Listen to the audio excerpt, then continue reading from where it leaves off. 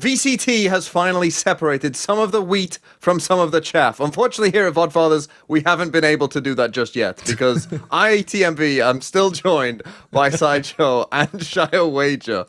But London is calling. Go on. This guy didn't even realize we did a bit last week and tried to put it in this week. So in terms of the chaff, it's got to be TMV. Let's call London. Let's talk about it, Josh. I'm already in London. I'm a Brit. TMV's in London. You're in London? What are you? According to any American version of England, where everything is London. Everything is London. I mean, according to everyone in Westminster, everything is London as well. So true, I think it spans the political spectrum. Who's calling London, though, TMV? Well, that's what we're going to start off with, because, of course, playoffs for Pacific and EMEA are about to begin later this week. Note to everyone, by the way, EMEA does not start on Wednesday like usual. They both start on Thursday, I believe, this week. Didn't even realize that. Good call for me as well. Check your calendars. So, yeah, we're going to go through who we think is going to make London. Now, America's, for whatever reason, I think mainly due to Josh, you know, he had some sort of commitment going on, so he's like, push America's back for me a week, and they decided to. So, unfortunately, America's isn't starting their playoffs just yet, but that doesn't matter. We're still going to predict who is going to go to London from Americas as well. And we are going to do this one more China spot. One of the games actually ongoing as we record this. There's one more China spot available that we'll let you know as well. Now, the way we're going to do this is we're going to count down and we're going to see some consensus here. Basically, I'm going to go, who's going to be the EMEA 1 seed? And then I'm going to count down from 3 to 1. We're all going to say it at the same time. And of course, we're all going to agree, because surely that's how this is going to work here. Yeah. So let's start off with the EMEA.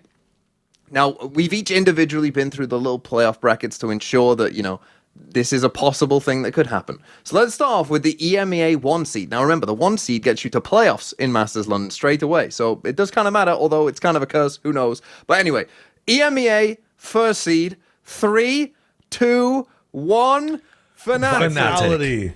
There's no shot, bro. He's trolling early. He's trolling early. I'm not trolling. They're going to figure it out. No, if there was any trolling, bro. Dude, Fnatic are old. I'll be real. These guys get tired. We saw it in kickoff. They play more than 3 games. They forget how to win. They forget how to, play some rounds. Give them 2 games, they'll falter. Do you ever get sick, Shyo, of maybe having the insane take? Do you ever think you ever sit there and go, maybe I should just go with the reasonable take of Fnatic this time? That never crosses your mind? I see visions. I see visions. Just said, man.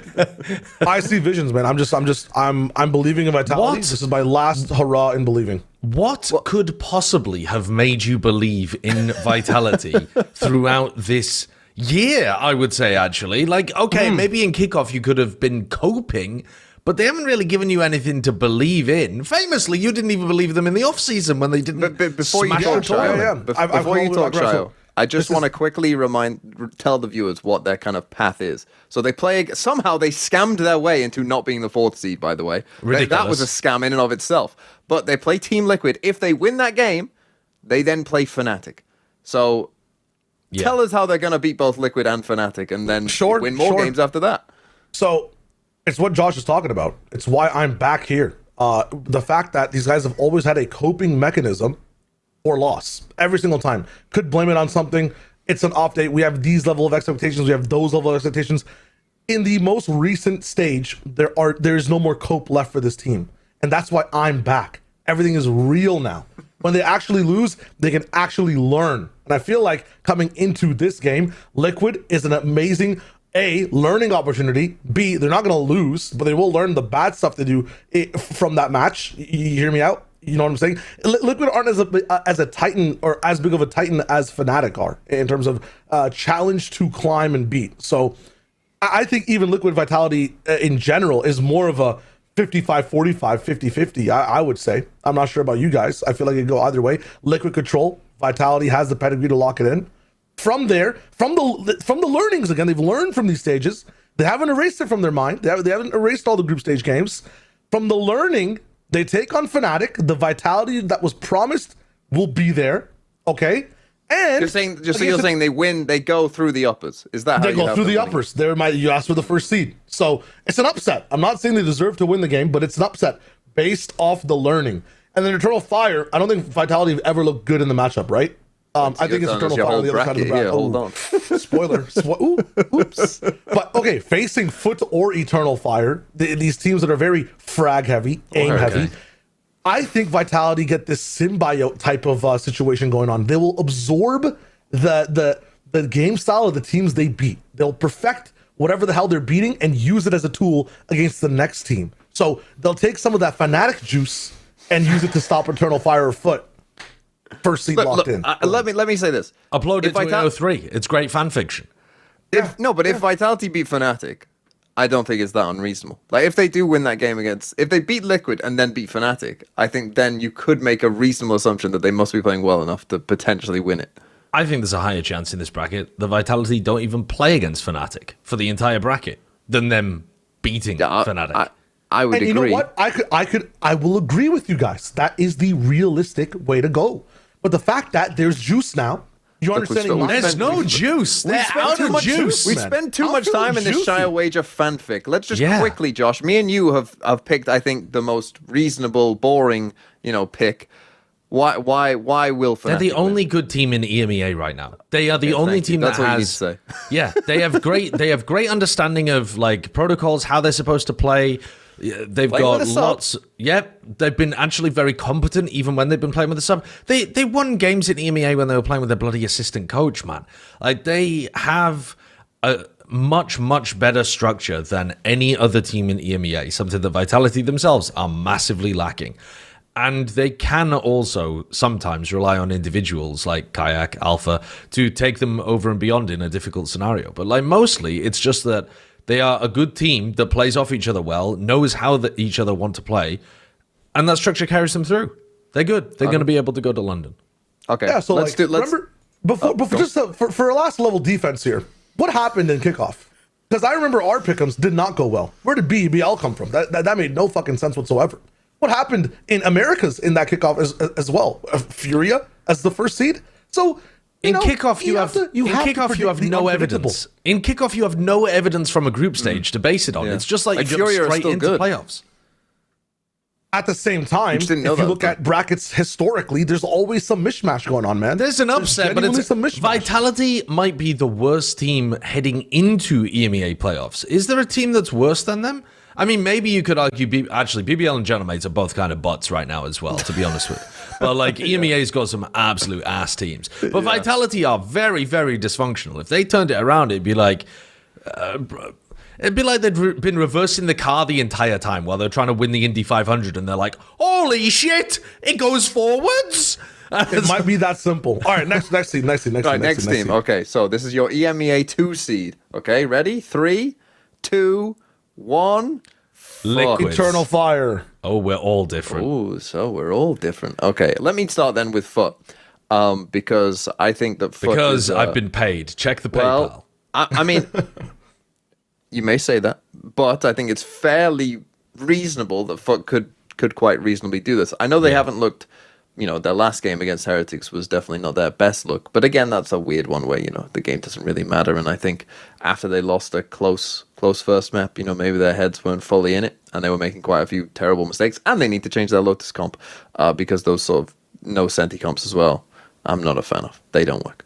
Anyway, Foot playing, they've already got a bye, right? They only need to win one game to make it to Master Thunder, which will be against one of Eternal Fire or Heretics. Now, in the rematch against Heretics, I think, rematches can be weird, especially when you've just played, right? They can be a bit kind of all over the place. So I'm just saying that Foot essentially lock in with everything on the line. This is the game they've been preparing for.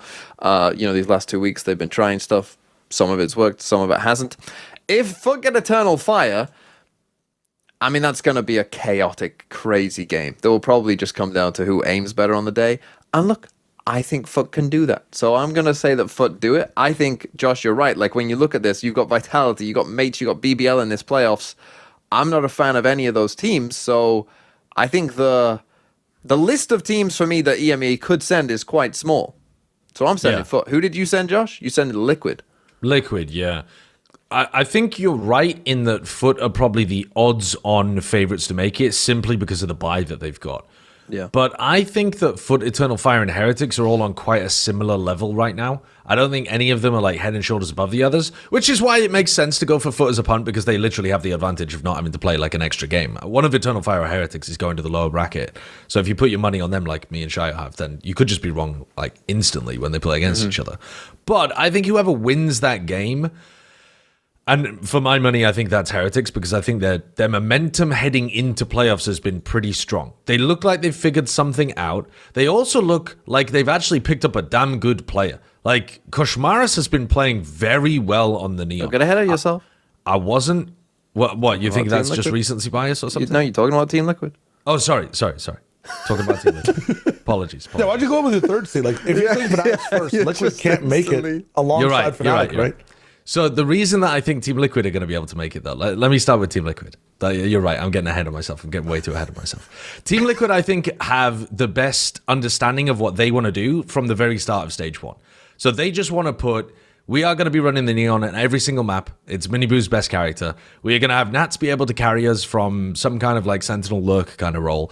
And then we're going to have Camo play either the Phoenix or the Raze, and he's going to be able to do a lot of work from that kind of like secondary role too. And I think they are the solid team in the mass of who the fuck knows what, outside of everybody apart from Fnatic. And so I think that Team Liquid, even though they are very likely to go down to the lower bracket when they play against Fnatic, they only go down to the lower bracket like it's kind of late on. They only need to win 2 games after that to be able to progress. I think the Vitality game's a gimme, and I think they are better than the other teams in the middle of the pack to the point where they're going to be able to win out in the lowers. Okay. And Shyo, you said Eternal Fire. Yes. So, like, the team that is supposed to be the best in the region, Fnatic, I feel like EF are the Fnatic Junior of the EMEA region, I guess. I wanted to find a different word for region, but if you look at these games, like, a lot of them are very one-half-sided, like they're making complete mistakes and they bring it back in a comeback, and it's against some middling teams. I think they also have this quality of, like, if they're not facing a goated roster, they tend to make more mistakes, like expecting greatness from like middling teams, but against like actual structured like teams like Fnatic, like what was supposed to be BBL in the very beginning with Eternal Fire, they looked much better in general. I know that last Fnatic map was a bit of a toss when they had the realist challenged inside their in their group, but I feel like in shooting, in actual showing off all the maps in the EMEA, I think they've played almost every single map. Ascent will be coming back in, which I feel like it might be towards their comps and roles as well. Like, they show strength on all these maps, and they also show that they can go to the distance if things go wrong, fix things over with a half or a timeout, and streak games, which I think are really, those qualities are really important in like playoff runs. So if their backs get against a wall, they should be easily equipped and ready to pivot and have a good time from the way they shoot. Their strats look amazing as well. It just kind of revolves around aim, and they haven't really shown us a day where they're all like offline in that department. So when it comes to the aim-based teams, I still think they're in the lead. They've had the biggest comeback so far. Their struggles have been against some teams that are looking kind of bad, but those teams also have good qualities. Game's a bit random, guys, and I feel like these guys will, with their aim, be the best at handling the randomness. So yeah. Okay, let's move on to our third team. Josh may have slightly revealed his hand a little bit, but let's go. 3, 2, 1. Heretics. Eternal Fire. I lost it. There is no third team for Shyo going. Vitality are qualifying in the first and third place because they need 2 chances. Liquid on my third team. Okay, so I've gone Eternal Fire. Shyo, you've gone Liquid. We've already kind of heard about those teams. We've heard half of this spiel from Josh about Heretics, but go on. Continue. They've got Koshmaris, I think, is where you left them. Yeah, sorry. The reason I got confused is I was debating whether to put Heretics as my second team and then ended up putting them as my third. But I think the Koshmaris pickup, I wasn't a fan of it when they announced it because the announcement was like, hey guys, we have 3 days to pick up a player, and we picked up this Lithuanian duelist that nobody's particularly heard of. As it turns out, he was trialing for the spot earlier in the year, so they did know more about him than just the 3 days that they like threw him into some scrambled trials after comeback left. But he's been doing really, really well in their games. I think he's been jumping into the team environment in a very positive way, giving them a lot of success. They've also got like Riens is back on Fade. I basically just think this team has figured out what their identity should be. They've found good positions for Benji Fishy and Riens to play. They've got a player in Koshmaris that now actually fits with the team, unlike comeback. And they have been winning games at the end of the stage, which is, like, broadly speaking, that's kind of what you want to see from a team that's going to go on a playoffs run, is that they have figured something out right when it starts to matter the most. If they can beat Eternal Fire, which admittedly is a pretty big hurdle to get over, I like them in the rematch against Foot. I think that even if Foot are not trying, like, I will accept, I'll definitely accept that Foot were trying different stuff and not specifically aiming to win the game 100% at the end of the stage. But I still think that Heretics will be at minimum even with Foot in a match like that. And so there's two pretty decent coin flips for them to be able to get forwards. Like two slightly favored in my head coin flips for them to be able to get into London. So who is your second seed, Josh? Because your first seed can't be Fnatic with Liquid being your second seed. It can. Yeah, it can be. It can. Yeah, You're just assuming the Vitality run both of them through, but that's probably not going to happen, Shine. No. I'm saying, like, if Fnatic are first seed, Liquid can't be first seed. They have to be knocked to the lower. How? Because Fnatic just go all the way through, and then they go down to the lowers, and then they beat Heretics in the lower final and lose to Fnatic in the grand finals. So okay, that makes sense. And why have I done that when I think the Heretics are going to go through ahead of them? I mean, frankly, just because, like, Liquid run into Fnatic earlier. Like, whoever runs into Fnatic, in my opinion, is just losing to Fnatic, and so it doesn't actually matter, like, you know, the strength of your team. To just quickly finish the point on Team Heretics. The thing that worries me, if I was Eternal Fire, or as I am, a Foot supporter, the thing that worries me is Rienz in that Foot game actually looked like Rienz again. Looked like and a like god. he turned to Fade, like, you know, they went back to Fade like midway through the stage or whatever, and he started to do a bit better. But then that Foot game, it was like, oh, this is actually Rienz again. Like, you know, he's not just a good Fade, he's like actually one of the best players in the world. And if that, to me, is the difference. If he then plays like that the rest of the playoffs, then I think Heretics do make it. I, as someone who's supporting Foot, I'm just hoping that was a one-off and that he reverts back. Maybe they put him on Sky. Well, put him on Sky, Neilzinho. Can I give you some stats, though, to show that it's not just the Foot game? So in the Foot game, he was spectacular, right? That he was absolutely on fire. Plus 30, a 1.85 rating, like absolutely insane. But if you remove that from the pool, if you only look at the rest of the weeks, he still has a 1.28 rating on Fade, compared to when they were running him on Sky, he had a 0.85 rating, and he was the fourth worst Sky in the league. So you are getting a completely different, even if you didn't get the Foot Rienz and you only got the 1.28 rating Rienz, holy shit, bro, that's crazy. Like, he is for real. Like, I think the Foot game was an overperformance. It was like a god game, but his normal level on Fade is pretty astonishing. Yeah. Okay. Let's move on to Pacific. So the teams. Correction, real quick from me. I said Liquid. I meant to say Fnatic. I completely forgot that they lost and went to the lower back for me. So it's not Liquid. It's Fnatic third seed. Yeah. What the fuck? So we all have Fnatic going. Yeah. Oh, you did? Yeah, holy shit. I didn't even realize that originally you said Fnatic wasn't going. I didn't even catch that. That would have been... people that have already sent like 7 comments. Yeah, it's Fnatic. It's Fnatic. It's not Liquid. So we all have Fnatic going. Only I have Foot going. You two, neither of you have Foot going. I wonder why.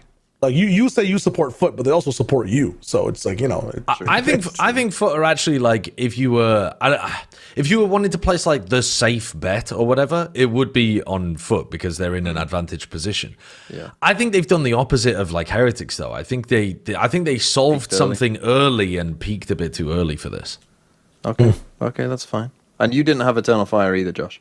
No, but I grant that they do have a good chance of getting there. Like, I think that Eternal Fire and Foot both decent. Vitality have the least chance to make it, though. Yes. Yes. Yeah. Absolutely. Even comparatively to the lower bracket, you would say? Like BBL. No. Well, yeah, we didn't include those BBL teams and Mates. Those teams are chalk. I think we Vitality past that have the lowest chance. And Liquid are supposed to make it no matter what all the time. So, you know, it's... But I didn't have them going. Narratives. Cool. So, cool. Let's move on to Pacific then.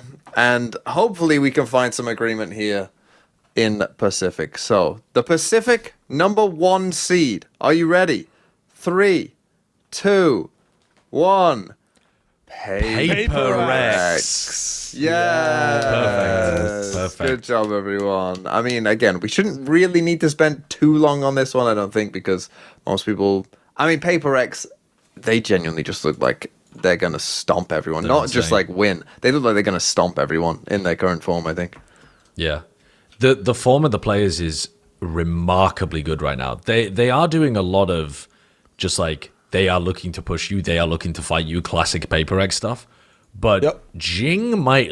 we have talked in the past about Jing being the best player in the world. I want to say around 2022 kind of times. Yeah. Like, I think it might have been heading into Copenhagen or one of those kind of tournaments. We did the, top 20 lists, and a lot of us had Jing as the top 1 player in the world. It's so long ago, I might have got the exact time period wrong. But the form that he's got right now is as good as that, better than that. I'm not even sure. Like, he looks remarkable. And then when you only look at something on Jet, he's also putting together exceptional performances too. So when you get the two of them paired, it's like, who the fuck is beating these guys? Yep. Pretty much. Go on. Every time there's this quality of Paper X look perfect, it's that TMV video of the RRQ Pearl. That it could be possible where like perfection brings ego brings chaos, and like they'll have that one loss, I feel like, which I think will, I still think they're first seed, but I think they lose in this bracket. Okay. Or no, you know what? Yeah. I still think they're first seed, but I think they lose in this bracket. Is my entire. Okay. Well, maybe let's see who you think they might be losing to, because let's do our Pacific second seed. Maybe there won't be so much agreement. 3, 2, 1. T1. Yeah. Wow. I don't think this is like... What a boring that, region. I don't think it's that debatable, though, is it? Yeah. Because T1 are clearly the second best team, or possibly even might surprise us and pull out some kind of upset, but like these... I would be surprised, frankly, if anyone was able to get past Paper X in their current form. But if there was a team to do it, it'd be T1. They look good. They have good ideas. They're crushing everybody they play against currently. Like, even the good teams that they play against in their group, they are better than. Maybe not on every single map, but even the map that they lost this week is like, that's not even in fucking playoffs. So who cares? Yeah. It's just, can they beat them twice? I just don't think they can beat them twice. Is all it is. Because those are both best of 5s, right? So the upper bracket game wouldn't be a best of 5. No, that's a BO3. That's even more sense for them to beat Paper X than it's a fluke. It's a fraudulent game. And then the actual BO5, Paper X lock in. I could see after that. beating the third seed, TMV counted down. Well, this is where we could get quite a bit. We've been agreeing so far. If we agree on this one, I would be pretty surprised. We all know what it is. Actually, I think we all. It's one of two options. Josh, look at the camera. Okay, audio listeners, he's looking at the camera. I don't see it. I don't see any yellow in his eyes. TMV, yellow on the shirt a little bit. So I think he might be. Well, let's count it down. 3, 2, 1. KRÜ Esports. Completely different. What? Completely different. Wow. I'm not yellow. I'm blue, baby. Who did you say, Josh? I said KRX. Oh, okay. Who'd you say, full TMV? sense. I said full sense. And you said global, Shyo. I said global, Well, that is yeah. a shock, because I feel like probably most people's favorite right now to be that third seed. I think if you polled everyone in the world, they would probably say RRQ. They'd probably be like, "What the fuck are you talking about? I What thought the you fuck guys is were gonna say Valorant?" RRQ. Most people would be like, "What the fuck is this?" In your little village in Seychelles, they'd be like, "I don't know what this is." But I think most people who did know would say RRQ based on, because a lot of people are recency biased, but we haven't been. So good for us. Right, Well, Josh, I want you to explain your pick first. Okay. KRX, DRX. Go on. Why? KRX, I think, is one of the reasons why you would be down on KRX is if you were thinking about their most recent game. They got absolutely bodied by Paper X. I mean, they weren't even in that game, like, at all. And you can argue that they've been a bit fraudulent in terms of the other wins that they got. They played against Noxian when Francis was running full breach, etc., etc. But what I've seen from this team is they have good round ideas, like, hey, here's an execute, we know what we want to do, classic KRX kind of stuff. Their execution of it is pretty drilled, and I think they've demonstrated that on enough of the maps that they should be able to get past a lot of the other teams until they run into a squad that's like properly playing really, really well. And to me, there's only 2 teams in Pacific right now that are properly playing really, really good Valorant. And that's the two that we've already talked about, Paper X and T1. Like, I think once you get down into the squads that we're now discussing, Full Sense, Global, RRQ, KRX, like these kind of teams, I think there's lots of gaps everywhere. Different gaps for different teams. And someone solid like KRX will probably just be able to chug through. The boring choice, you might say. Yeah, I think so. Shyo, there's two boring choices. The other one's RRQ, and no one went for that. Yeah, well, yeah, that's probably the most boring choice. But Shyo, you've gone for perhaps the least boring choice because global esports have never made playoffs before, and you've got them now qualifying for an international. So why is that? I picked some realistic options in Pacific so far, like in terms of Pacific and T1. So I was like, or Pacific, Paper X and T1. It could just be Pacific, I guess, to rebrand to own the region. But I wanted to see the most narrative, like this would be cinema in terms of if we look back on the bracket, how would it go? Yes, they've never played playoffs before, so they should lose to a team from recency bias so far has been looking hot coming in. RQ, insta loss. Then parkour jump off of DFM and like Full Sense. Full Sense a bit harder, but parkour jump from them easily, 2-0, 2-0 or 2-1 into a rematch against RRQ to see who makes it to London. And they've learned from what happened before, and they make it through as the third seed because every team has to face, or every little bracket of Paper X and Global existing, they have to find a match together, right? So T1 beat Paper X so they can fight Global in the lower or the third place kind of finisher.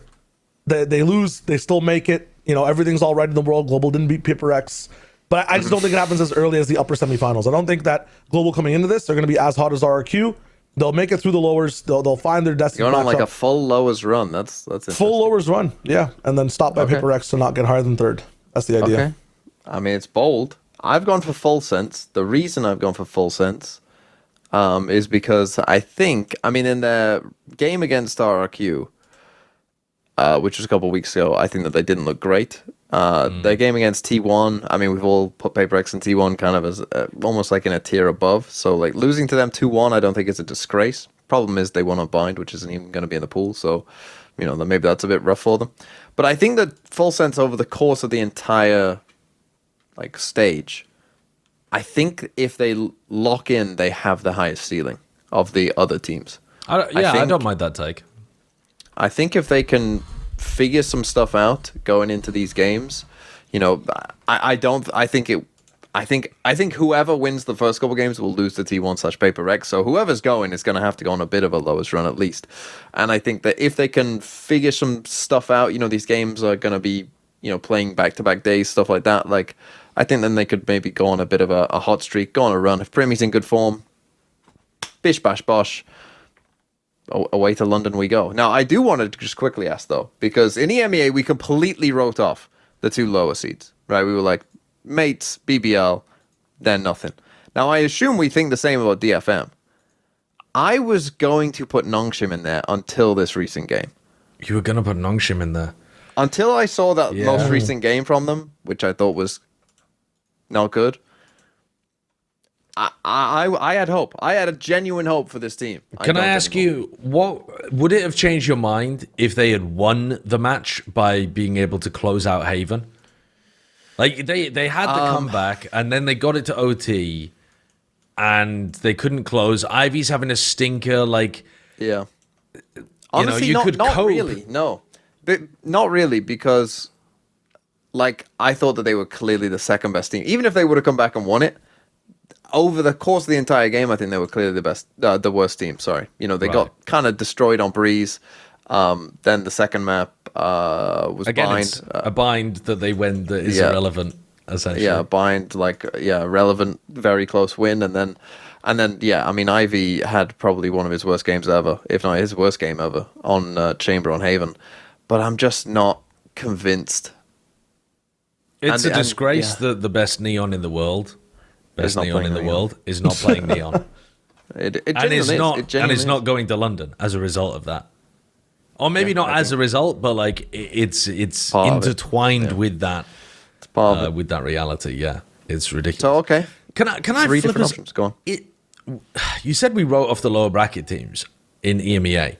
Is there no chance that BBL does something? No.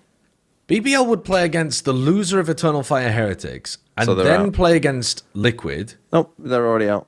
I mean, Well, what here's do my you mean? thing. That's a tough road. That's It not is. an easy road. If It's a they were difficult on the road, but it's- lower one, if they were on the if they were where mates were, I think they have a better chance. But the fact that they have to face EF Heretics and then Fnatic or Liquid or Vitality, like it's a It's over. it's a problem, right? Yeah. Yeah. Like if they had to face the other side, which is what If they had to face Liquid or Vitality, and Vitality, then, and then the or- loser of yeah. yeah. No, I I feel like it'd be agree. a lot with you. easier. I agree. Yeah. Okay. All right. No, you're right. Okay, let's move on to Americas, which again, we don't have quite the information. We don't know exactly. I mean, we have good ideas who's going to Josh be the knows, first we seed and don't. stuff. Oh, yeah, He's Josh seen the knows the script, script. Sorry, yeah. Me and Shio, we're in the dark. Yeah, famously, we guaranteed all of the games correctly last week. Yeah, good job. I mean, some of your takes last week, pretty atrocious. I mean, come back and even bit I us would in say the at the ass. time, this is not hindsight, Harry. I mean, I picked teams that were Harry not swears guaranteed. it wasn't hindsight. Harry swears he was there in the moment. I was. Oh, look, I picked these teams before the games happened. They guaranteed for no reason. Talk to me about Stupid. Americas. Stupid. What are we saying? What are we saying? Americas. Let's do it. Yes. First seed. 3, Yep. 2, 1. MIBR. MIBR. Ooh, me and Shio agree on MIBR. Sideshow with the dissenting crew, was that?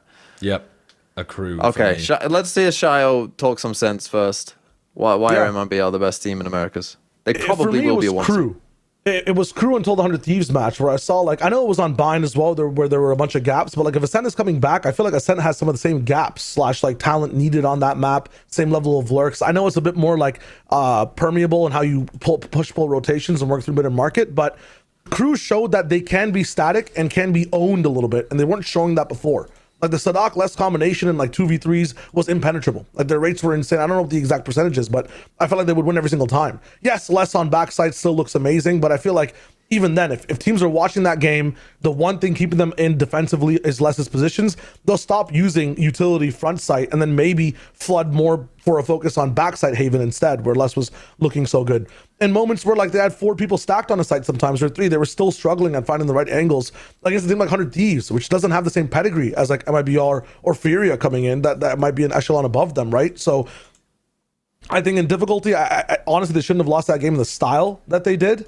And at the same time, MIBR so far, I feel like when it comes to playoffs as well, and like the ease of executing their plan, it feels like more of a team that has just vibes rocking this double duelist. I think like getting into it finally for a proper time within the last week, and then pushing it forward the entire time. I feel like I believe more in Zekken and Osbos carrying the game than like Sadak and Les figuring it out, I think is all it is. For a first seed, I feel like it's more likely that MIBR style gets there with less hitches, and crew might have a chance of running into another 100 Thieves situation where there is like a certain thing happening coming out, like they struggle against a Sage again maybe, or like another team has some pocket thing figured out and they can't solve the enigma more than MIBR can just fight through it because they're just that good with their 2 guys at the helm. So I feel like I believe in MIBR in that sense more. I still think crew have a chance to get that first seed because they're so good at solving problems. It's just MIBR doesn't have to. And as long as they don't visit any Toronto websites, anything, they don't see the CN Tower,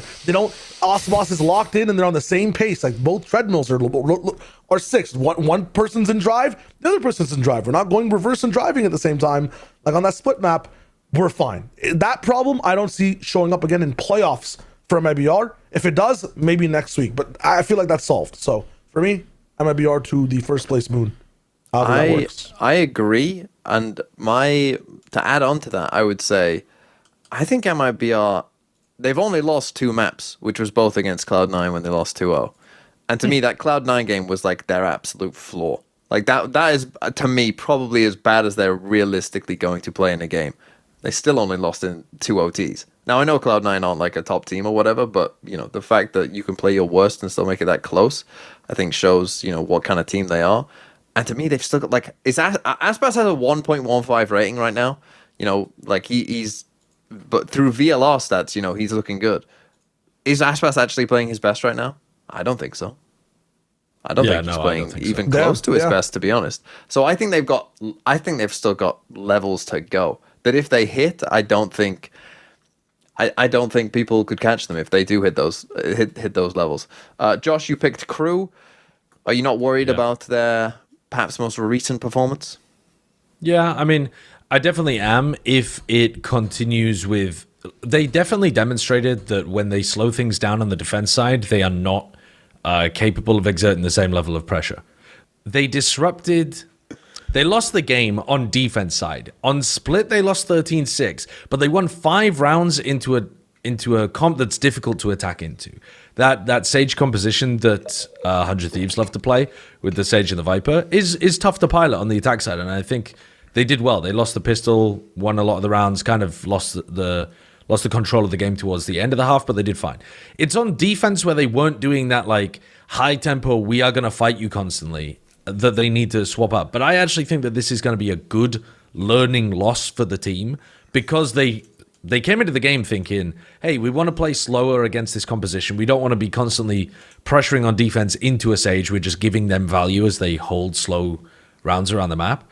And it didn't look great for them. So they have a clear game plan that they need to work on. I think who comes first in playoffs is probably going to come down to a head-to-head game in like the upper finals or something between KRÜ and MIBR, because both of those teams are going to be locked into first seed. MIBR are not losing to MV. KRÜ are not losing to fucking... Who do they even have to play against? KRÜ have EG. KRÜ have EG. They have the easiest games at the end, and both of those teams are 3-1. So, like, almost certainly the two teams that we picked are going to have that bye in the playoffs. Probably going to win the game, probably going to end up in London, and then first seed is, like, who has map veto going into the BO5 towards the end. So, I just think in the head-to-head, KRÜ are probably going to be pretty comfortable playing into a team like MIBR that wants to take some more of the, like, safe fights. KRÜ want to up the tempo against them. I don't see the problem. There's one thing for that bracket thing that I looked at as well. If 100 Thieves win their next match against Furia, they would get first seed. Like, it does revolve around one match, because I think they beat the head-to-head against KRÜ.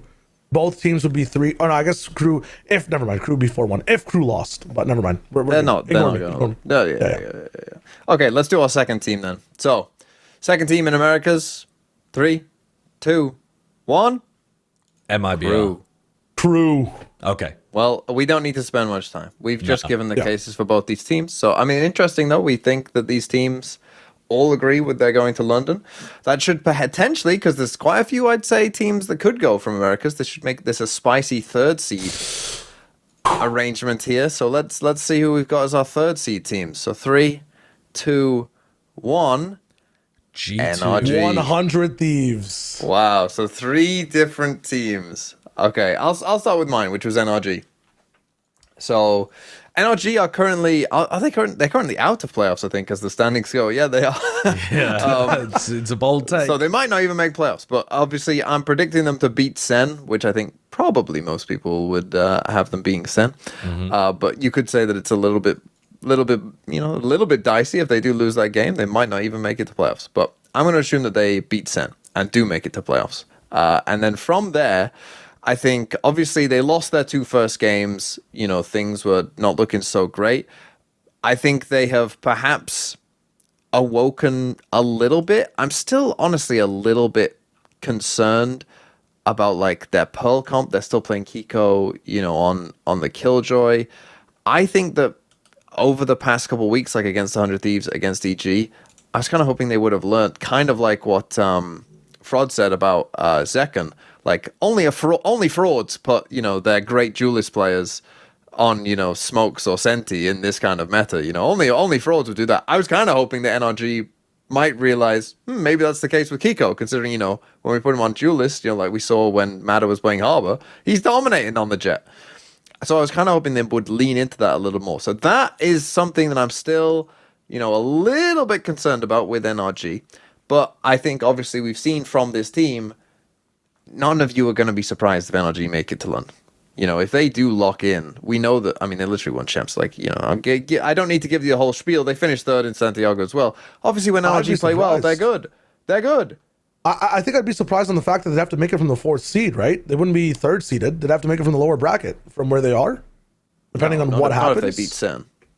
If they beat Sen, they secure 4th. If 100 Thieves win, they're securing 2nd, and Furia would be 3rd, right? Is what it is. But there's more permutations where NRG come in at 4th. From a quick overlook from me, my math might be wrong, but it possibly is right. I haven't taken a look at it. If they do finish 4th, Yeah, but that would be surprising then if they did a immediate lower Oh, it's bracket. fucked. Like, I'm assuming they finished third, child. I'm assuming. okay, So okay, I'm looking Fury at are lock in against 100 Thieves. I'm looking at RKT's website at the moment, which gives you like all of the different permutations. And it says that NRG have a 50%. So in half of the permutations, they are in the 4th seed. And in 25% of the permutations, they're in the 3rd seed. So, I mean, that doesn't weigh which permutations are more likely. I mean, you can, you know, you can say, oh, well, I don't think there's any chance 100 Thieves are going to beat Furia. And obviously that... so it comes down to that better game, for NRG. probably, then. But, yeah. And obviously they have to beat Sen. If they lose to Sen, they might not even make playoffs. Well, so yeah, maybe I have 25% trolled. chance to Maybe get out. Yeah, maybe I've trolled. Maybe I trolled. Maybe I haven't. Maybe they go on a lowest run. Who knows? Josh, who did you say? I said G2. Okay, because give us the spiel for G2. Well, I think the spiel is somewhat similar to the NRG one, except that G2 are in a better position because they... I mean, do they have a less competitive group? Have they just got an easier strength of schedule to end things? I think that might be where my head's at, is that they finished playing against Cloud9 here.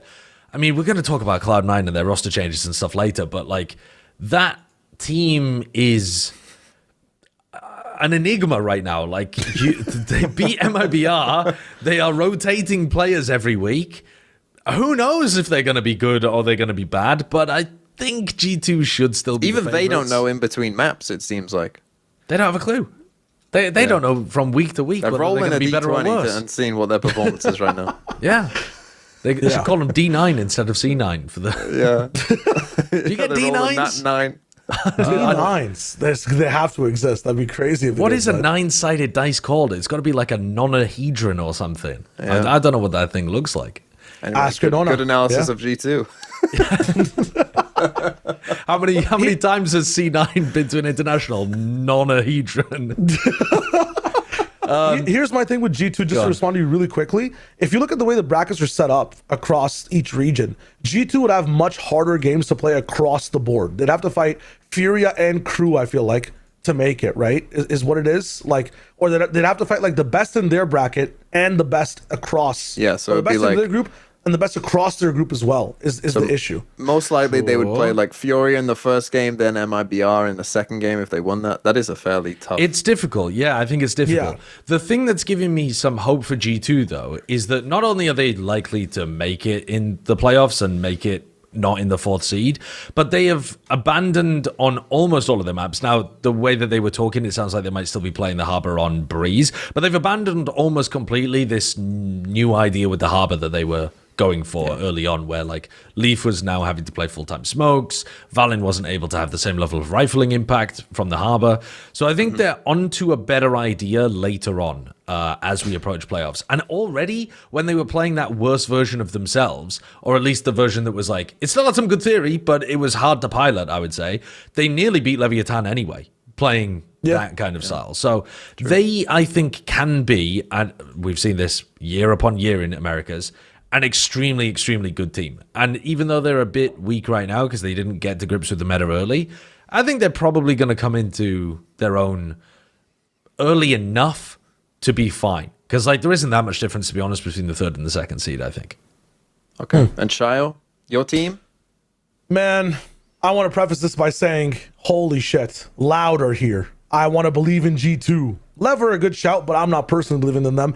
I'm going for 100 Thieves. For me, I called this earlier on in the year as well when it came to like development for this team, and I want to stick by it. I feel like they're in a good place now, and we saw some of the best stuff from them. You were saying this in last week. I match. think most people would have thought this was a vitality level take from you. Yeah, But and I did after say this I think week- I did say it last week, and people were calling me out all the time about all my vitality level takes. But I think my percentage win rate is like 70% on my shit tier takes or my crazy takes. I feel like a lot of them come true, man. I swear Another to God. number Got he's liquid pulled right. out You got his liquid ass. right. I'm just letting you know, I got liquid right, and a bunch of other things too. Anyways, I Veto. am torn between 100 Thieves and Loud. But to talk a bit more about 100 Thieves, everyone's saying they're like it's a cope on their win because Torn of the between bind. Loud. There's no way you're thinking of picking Loud. I'm thinking of picking like Loud, G2, and Thieves are my 3 in terms of what the hell to go on. In terms of like I want to Surely pick a Loud are pocket going to be team. 4th seed, aren't they? Aren't Yeah. Loud just kind of screwed? Doesn't matter. Half the fights in this game are close Let him range. believe. And they have Let him Runa. live in his fantasy land. I'm picking someone out of fantasy. Furia should be like the default team. A lot of people say as well, but I'm just trying to go past the default. Yeah, none of us have them. 100 Thieves for me. Let me stop talking about permutations and possibilities, because I'll get roasted even further. This team, I think, elevates if Ascent gets added back. They had really good ideas on it previously before that utilized Sage, which they're already doing again on like Split. Okay. They can transfer that over. Reasonable. The NBS Timatino, like Vora situation on that map, they were owning it inside Ascension. The thing is, the rankers kind of walked them down on that one. So I still don't think they had the pedigree of like, you know, Bang and a bunch of these players who are now leveling up. If you saw Bang in that last match, bro, he was finding like crazy timings. You can get even more of those like in Ascent, and like the 4-1s, the 3-2s, like the way you have gaps on that map. I think they own it and they're the best team on it when it comes in. Past that, I think just looking for a shot in the lower bracket, I just have belief. I have belief in the boys. I feel like not many other people are piloting Sage in the best way like these guys are. And they're always just like a lick away in terms of like performance on the day from some of these players on being good. If I'm picking upsets, I'm just picking this team. I feel like every other team is just not as strong. G2 have like identity issues. Josh, you're right. They figured some stuff out now, but they've lost so much time in development that I feel like 100 Thieves have figured something out to be able to use. Furia, I'm just predicting a 100 Thieves upset in a sense. I think it should be Furia in the most normal days, but they're my upset team that could be coming in 4th seed, but I think they actually win against Furia next week. And if they do, even more likely. But just like UTMV, if that situation doesn't happen, where they don't have I was going to ask Josh, can we get the 100 Thieves percentages of like what is their likelihood of even making it to playoffs or? So again, these are not weighted. Yeah, so these are just like if X happens, or so like this is if EG won against KRÜ. Yeah, that's not going to happen. But 100 Thieves are 50% to make it even into the playoffs currently. So that is a pretty enormous one. Now, if we assume that EG lose to KRÜ, which I think is a reasonable assumption, even with 100 Thieves beating KRÜ, like I think we can. Let's give EG one map in that as well, so it's like an okay thing. It doesn't actually change. 100 Thieves are still 50% of getting to playoffs. So it's basically down to this Fury 100 Thieves game as far as I can they tell. have to win, don't they? If they lose, they're out. If they lose, they're just gone. Yeah, it doesn't matter. As far as I'm aware, it doesn't matter what the result is. So if they lose, even if they lose 1-2, they're done. I mean, so they literally have to beat Furia, and they can go anywhere from like second to third. They can be first seed. Yes, they can be first seed. But that would require EG to be KRÜ would have to lose is the idea there. KRÜ would have to lose to EG. KRÜ would have to lose. Yeah, and then you'd get some crazy. Almost everyone would be 3-2. That would be crazy. I saw enough gaps in that Furia game. If they open it up as the 1 seed, Shyo, I'm gonna lose my fucking mind. It's not gonna. KRÜ. I don't think it'll be 1 seed, but I think there is a chance for them to beat Furia. My entire theory on this relies on the fact that they can abuse some of the gaps that Furia have shown a little bit. I would say defensively on like the way they handle structured, bunkered, close range trades coming into sites.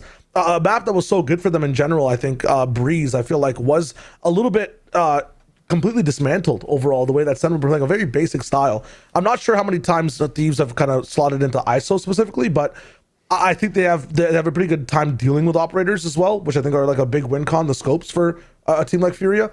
I just feel like if Bond is in the pool, which I think I fear permaban as well, so that's not going to be a easy one-off for 100 Thieves. Their attack can be good enough with some of the stuff we've seen from Bang and like their splits and their fakes, like to pop off in the next game. Haven was so cool, man. They were like tapping sites and like going over to C. Like they were not done with the game or the round until they had the perfect position, even if they had a free spike plant, which was really cool from them. So I want to see more of that. Can I run you through? Right, there are still. Let me look at this. There are still a bunch of different scenarios in which. Sorry. Let me reset all of this stuff. There are still a bunch of scenarios left, right? So there's 64 possible scenarios left in the Omega group. Jesus. If you look at 100 Thieves, and in just one of them, EG win champs. There are 16 scenarios where T1 finishes, where 100 Thieves, finishes first. What? 16 or 6T? 16. but that's including map scores being different, right, as well. Basically, in all of them, like, the only game that doesn't matter is NRG playing against Sen, as far as I can tell. Like, in all of the other ones, like, EG has to beat KRÜ, 100 Thieves has to beat Furia, Furia has to beat Sentinel. Oh, no, Furia's already beaten Sentinels, haven't they? Because that already happened. Yeah. So, the 100 Thieves Furia game and the EG KRÜ game, massively, massively important for that one, but it's not going to happen. No. The times that's happened in the past have happened from this scenario. I mean, they've never been 100 Thieves have been involved in some crazy time. Remember the Chosen Knife? No one thought that would happen either. But it's always gone against them, has it not? True. I mean, they are in the split that they won an America split, right? In that America split where they won, that was like flash in the pan. That wasn't like we were under control. In the league split that they won as well. No. When they won, they did look really good though. Like they had the best bind in the world, and they but it was fraudulent because teams don't know how to map veto. Okay, valid, but at the same time, they still had like it's they a were bit the best like bind team in the world. It's a bit like KRÜ right now, where they look amazing on Lotus, and you can say, teams don't know how to map veto against them, but also if you just have a terrible map in your pool, you're gonna lose that to them as well. So it's fucking. I think that levels them up. I'm hyped. But they need to be Furia. They just need to be Furia. Go on a whole map veto rant. Anyway, let's just quickly, let's do... So, 2 Chinese teams, we'll get to them later on, have already made it to Masters London. Those are XLG and EDG. There is currently a 3-way battle. As we're recording this, DRG have beaten JDG, but AG versus Tyloo is currently ongoing. It's 1-0 to AG, but Tyloo are winning map 2 as we currently speak. So we don't know who's going to win that game. As we're recording this, you, dear viewer, will know who won that game. But now let's, us three, predict out of those 3 teams who is going to go to Masters London. 3, 2, 1... DRG. Woo! Yeah, none of us took a risk on a game that we didn't know the result of, because at least DRG will have a chance. Good for them. Now, I have watched maybe about 20 minutes of China so far during this. Actually, no, that's not true. I did watch a map of China. Yeah, it's more than me, is what I was going to say. So yeah, we don't really know what's going on, but DRG have gone on a nice little run here. You know, My hot take is that everybody's writing off China, and they're probably going to do a lot. Well, I mean, you couldn't do much worse, could you? Than what they did in the previous we'll get to that in the next segment. But first, before we get to that next segment, can you hear that, Shyo? I can, TMV. I can hear what's happening. Can you let me know what it is? But can you hear super well what's going on? No, I mean, these aren't Raycons. That's why I have to ask you what's going on. What is going on? Don't ask me, ask Josh. Oh, Josh. See, even my head's banged up because my headphones just aren't up to par. I need to hear better, Josh. Do you have a thing for me? You couldn't even tell that this message is sponsored by Raycon. That's ridiculous. Yeah. That's ridiculous. Because if you are somebody who likes going outside, but you want to lock in, now, are you somebody that likes going outside? If you listen to this podcast, probably not. But, there is a world out there beyond your door. There are dozens of you. Yeah, there are dozens of you in the chat who like to go outside, who would benefit from the Raycon Everyday Earbud Classic. I've been using them a ton as well, just whenever I'm out having a walk. I've been looking after my dog recently. I've been looking after my dog recently, as if I don't look after my dog regularly.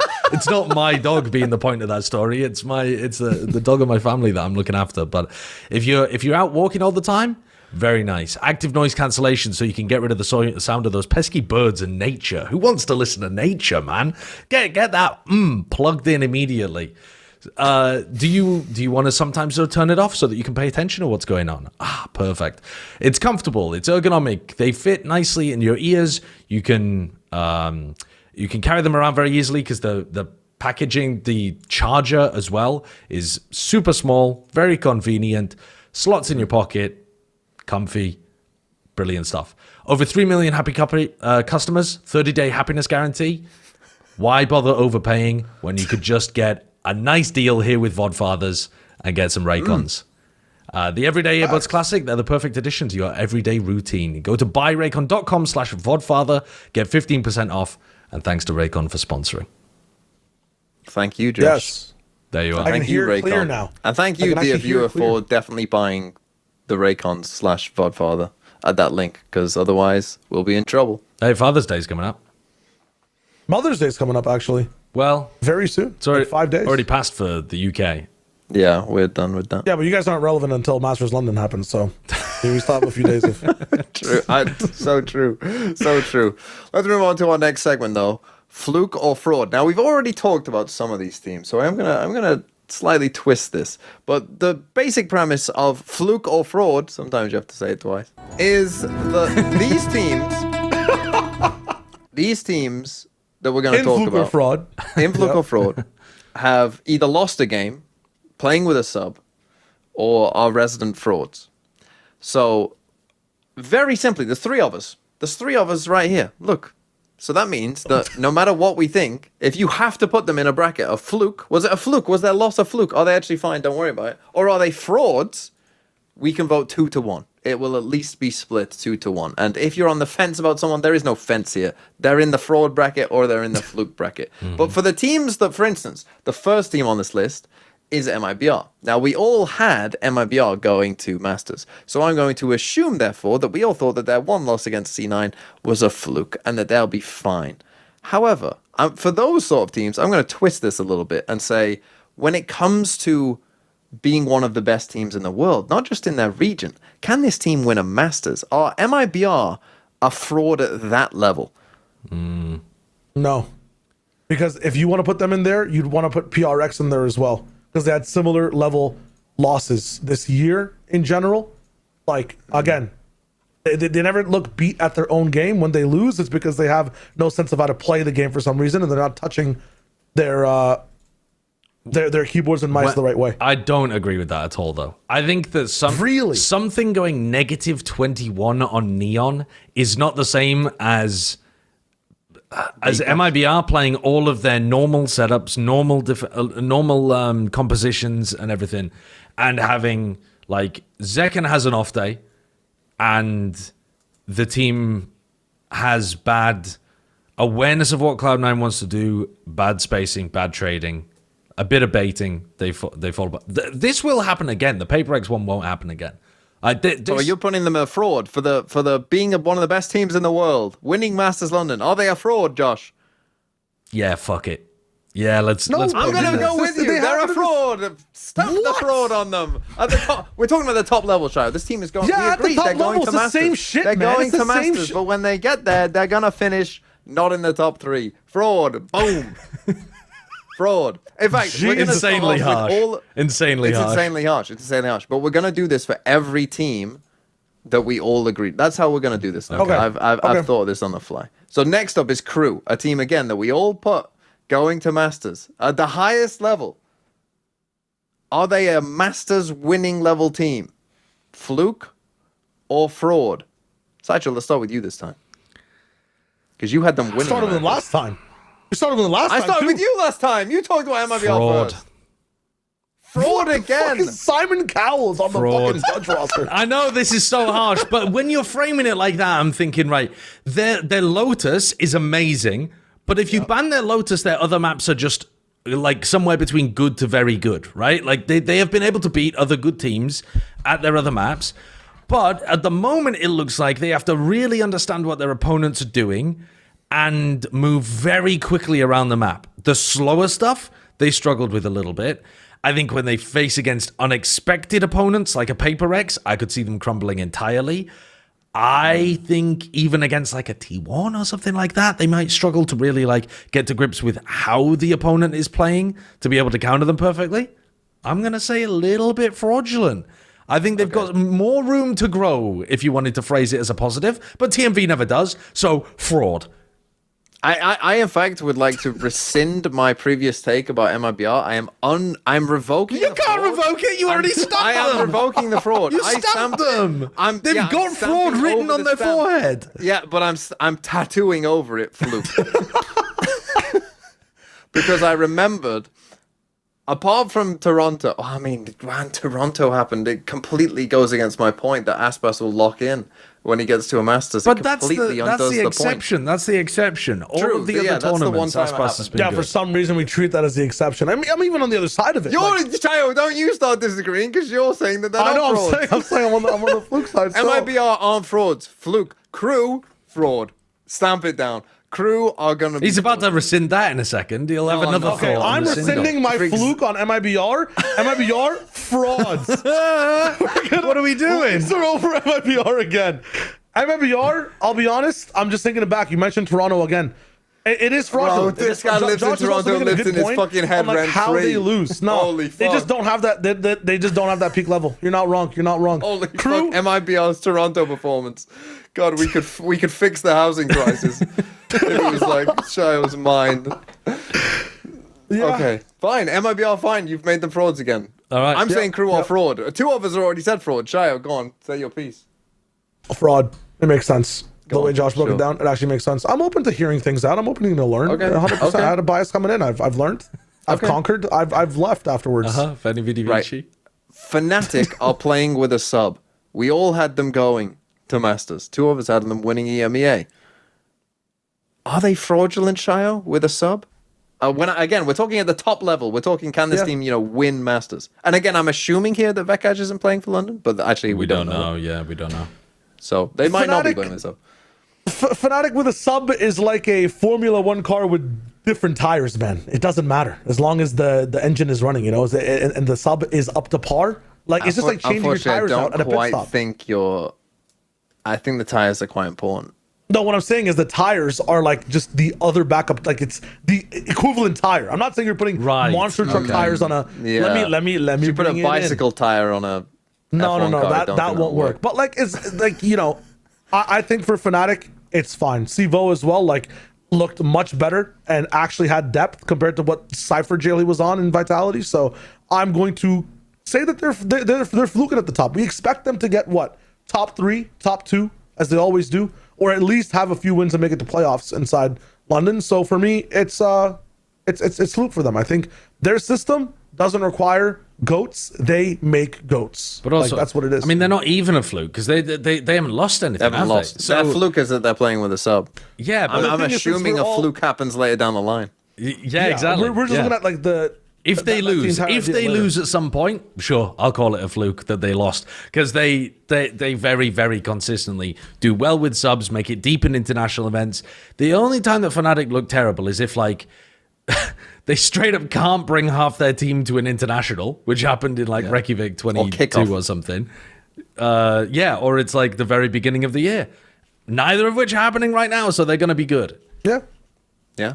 Cool. Okay. I mean, I'm with you. Fluke. I'm with you. Yeah, they're not frauds, Fnatic. Okay, another team that we all agreed on. Again, I think we can quickly move this one on. Paper Rex. Yeah, they lost to Gen G. They did lose a game. They lost the game, but that was a fluke. I mean, it Wasn't even a fluke. They It were wasn't even a playing their own fluke. shit. Yeah, they just play. What are Yeah, they just should expectations never for play Paper Neon Rex? again. Paper Rex What are are the expectations expected for Paper favorite Rex? for Masters London.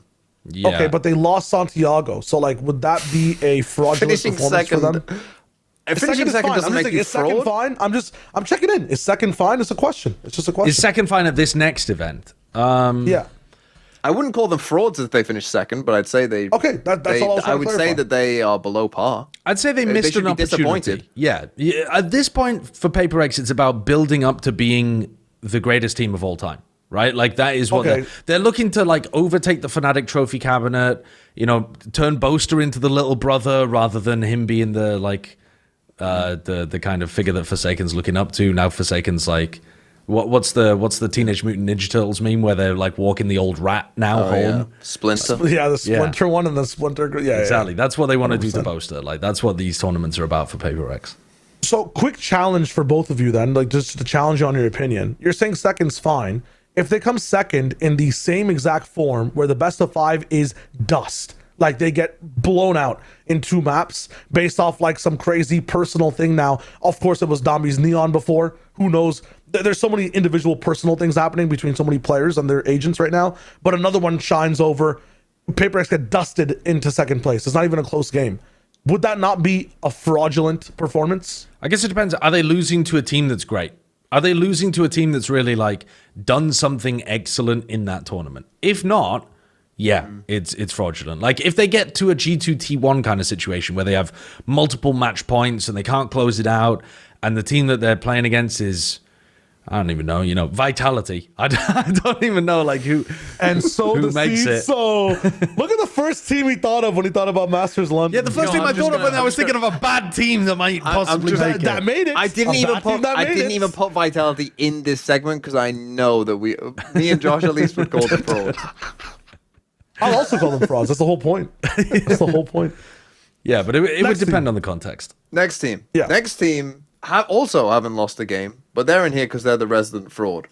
And that's T1. Again, another team that we all agreed. But again, we all put them going to Masters, so it's the same level, same bar as these other teams. Are they frauds at the highest level? I think that they're frauds at the highest level. They're Josh, not. why not? This time I don't think they are. This time I think that they've got at the highest level. Basically, the question, can they win Masters London? See, now you're making it a lot more difficult because when I watched the T1 game most recently, they still have a lot of stuff that I think they are not optimizing super well. And I think part of the reason is because they've been playing against really easy competition in their group and they haven't been forced to really like optimize a lot of their stuff. I'm not a huge fan of the fact that they've moved away from their like shining pearl comp that I think should be difficult for other teams to play against. But they did pilot the double initiator one pretty nicely. There were definitely things to improve on though. At the highest level, I'm going to say that they could make, I'm going to say that for T1, it's not actually about winning. It's about making a deep run. I would be happy with T1 if they made a podium and made third place. I'd be like, wow, well done. You actually proved that you can like fourth place. What happens? Yeah, well, it's a fucking gradient. It's not a cliff edge. I'm not like fourth, die. Like Fifth place. What happens? Fifth, sixth in a double elimination bracket is where you start to be like, okay, you guys didn't do too much because that means you only won one game in playoffs. So yeah, I think it's really like fourth and up is where you're looking for this team to finish. And if they did that, I'd be fine. They're not frauds. But will they? Are they frauds? I think they make top four. Right now. I think they make top four. Okay. I'm going to say they're frauds. I'm not going to lie. Shyo. Looking at Santiago, I feel like they struggle against, like you're saying, they win the easy matchups. In some easy matchups, I think that Liquid should have been one last time. I know they didn't have as many things figured out, and like they might have had a bit more confidence coming in now and a bit more identity. But again, it's built up on bad teams. So when they're actually challenged, they've lost so far in history. And I'll cite history and say that at an actual international, getting to that third, fourth place, I'd love to see them get there. I think getting the fifth, sixth would be good for them as well if they make playoffs. So I'm going to say frauds. Okay. Now, those are all of the teams that we agreed were going to London. So that's why I set the bar a bit higher, because, we clearly think that in terms of playoffs and stuff, they're not frauds. These other teams are teams that we did not all agree on. And again, I didn't even put Vitality in here because I didn't expect you, Shyo, to say that. Hit them with a fraud stamp right now. Just fraud them. I'm gonna hit them with actually, the fraud stamp isn't. It doesn't say fraud. It's a Vitality logo. It's a Vitality stamp. Yeah, I'm down.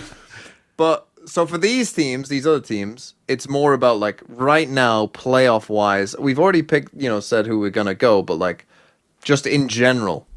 Should we even consider them to be contenders to go, right? And the first team we're going to talk about here is a team that we haven't brought up, but I think a lot of people have expectations for, which is Leviathan. Yeah. Now, Leviathan have lost a game. Who did they lose to? They lost to MIBR. Recently. So that, you would say, isn't that fraudulent? But none of us picked them to go to Masters London. So was that just a fluke against MIBR, where they didn't play great, it must be said? Or are they actually secret frauds?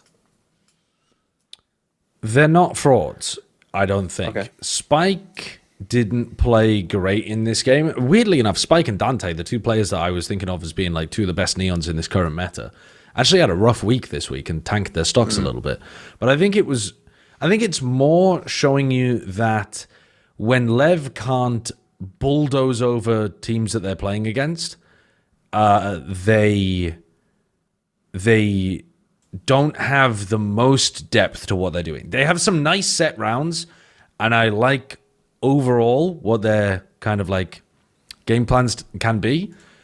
But this game against MIBR exposed the fact that they don't have, for example, very good ideas for post-plant aggression. And that meant that MIBR were able to win a lot of retakes against them on Breeze. And then they were lacking a little bit of... There's just certain areas of the game where they need to keep developing and keep working. And I think they're going to keep doing that over the course of the playoffs. So they definitely got a great shot of being able to go. I would even say that like most people would have them going to London. I think that's a big... I think that's a hot take from us, that none of us had Lev in there. So I don't think they're frauds, though. I think they're just like... They're a young team that's still working on themselves and adding stuff to their playbook. Shyo? I think when it comes to Lev, it's just the playbook is so wide, man. Like, I think all these things you're talking about, Josh, in terms of like post-plant aggression, it all comes from like comfort.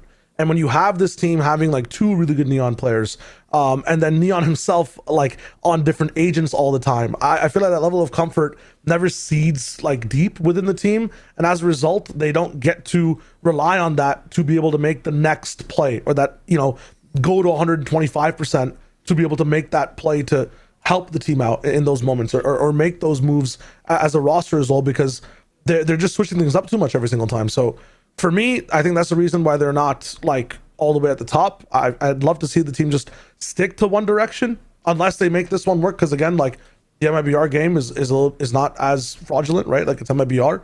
But in order to beat MIBRs consistently, which will be the theme for them if they ever do make a Masters, and it might be this next one, they have to find like one line. Their playbook in terms of compositions can't be this wide, is all I'm thinking. Are they Fluke or fraud? It hurts them.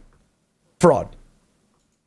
Oh, man, I was hoping you would say Fluke, because that would make it easier for me to say fraud. They're not frauds. Because this is the wrong take. Let me explain. Lev are a bully in primary school. Josh, take yourself back to primary school. You know, put yourself back to what your primary school was. You know, you think of whoever your bully was. Probably multiple. I was meaning flushing kids like your head down the toilet. I thought that's what you meant. Giving TMB a wedgie at school. Your little dweeb was not flushing anyone's head down the toilet. You were the one getting flushed, brody. Anyway, that's what Lev are. They're the bully. They're the bully because they play against Cloud9 who don't know what their guns do. Yeah, they can destroy them. They play against Envy who aren't talking to each other and they're just wondering who's the next guy going to get cut. Like, yeah, they can destroy them. Can they beat G2 when G2 are playing Harbor Astra and don't know what they're doing? Narrowly, just about. By 2 rounds in the 2 maps that they won and lose 13-6 in the one that they didn't. And G2 would beat them now, I think, if I picked them. And then as soon as they play real competition who can shoot back, they lose. I think there's a reason none of us picked them. And it's not just recency bias. It is mostly recency bias. It's not. The game against MIBR was lost because in round 15 they walked into Tex and handed him a 1v3. They lost the game because of that single round. And they did it. Yeah, they did. Didn't have to. They're fucking trolling. But yeah. I think they won't. I think those moments will not happen regularly. Let me put another point there, is that who is Lev's best player? Neon, I think. You think Neon? Maybe Spike. Maybe when he's playing his best, Spike, but probably I think it's Neon. Yeah. Okay. I mean, right now it is. Yeah, no doubt. You know why? Because probably what people would have said at the start of the season, Sato, he's sat on his thumbs. He's sat twiddling his thumbs. He's not having nearly the impact that he has as before. I know. Maybe that's because of the roles. I'm not sure, but that's what I'm saying. Because of the roles, like he's not ever in the opportunity for agency. We talked about this on Platchet a bit, but these guys are all M1s. Like it's a team of M1s. Not everybody can farm. It's a team of like full AD carries for the league players. It's a team of full octanes for the Apex players. It's a team of just egoists. It's Blue Lock. This team is Blue Lock. They're all strikers.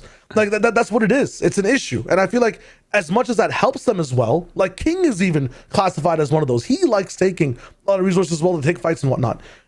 It'll hinder their ceiling is all it is. When they face real matchups, you have to rely on some level of comfort, some level of bottom line. And for them, their bottom line looks like a heartbeat, man. It is fucking everywhere when every single player is on a different role, every single map. Like even with a map change coming in, what happens when an agent change comes in? Who is the clear flex? Who is the person that wants to switch? Is that going to be a comfortable thing? Like, it's a whole thing with Lev, which is why I feel like they have a ceiling. It's a fraudulent system. They've been stamped with the Vitality logo. Anyway, moving on to, again, another team that we didn't bring up, that, again, I think people might have brought up for who's going to make it to Masters from Americas, Furia. None of us said Furia. Mm-hmm. Another Does that team with a make great them chance. frauds? Fraud is so fucking harsh, man, of a word for this. It doesn't make, like... No, but let me put it to you this way. I would say there are 6 teams in Americas that could... I mean, 7 teams if you're putting 100 Thieves in there, Shio. Whoa. 7 teams that, like, realistically might make it. Yeah. Some Sent fans might even put them in there as well. Okay. Well, NRG If could you make it finish too, so 50-50. 6th in your region, or worse... Fury are not going to finish 6th, I don't think. But, I mean, is it possible that they could finish 6th? Maybe. But I think that they are... fraudulent. I think they are a very good team.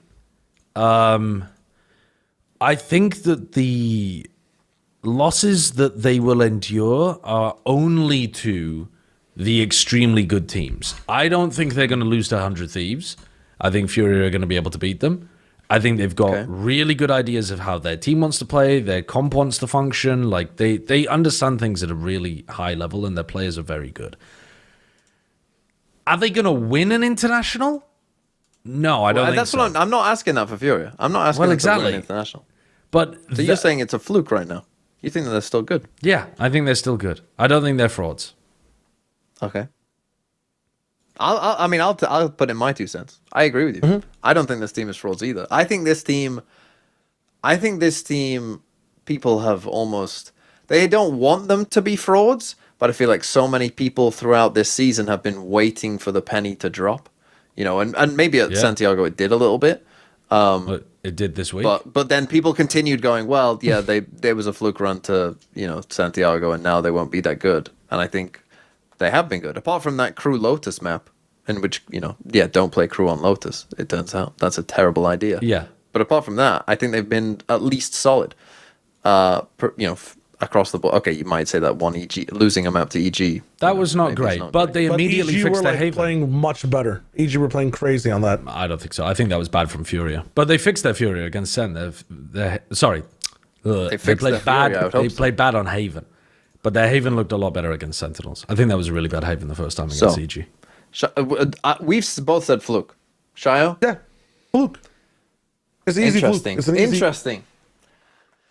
No one wants to call them frauds, yet none of us picked them for London. I wouldn't be mad if somebody think did. We're just scared of the hate. This is like a little Cinderella team. Let me bring out this extra stamp. Let me bring out this extra stamp we haven't seen in the history of this Vodfathers. Scapegoat. The scapegoat stamp.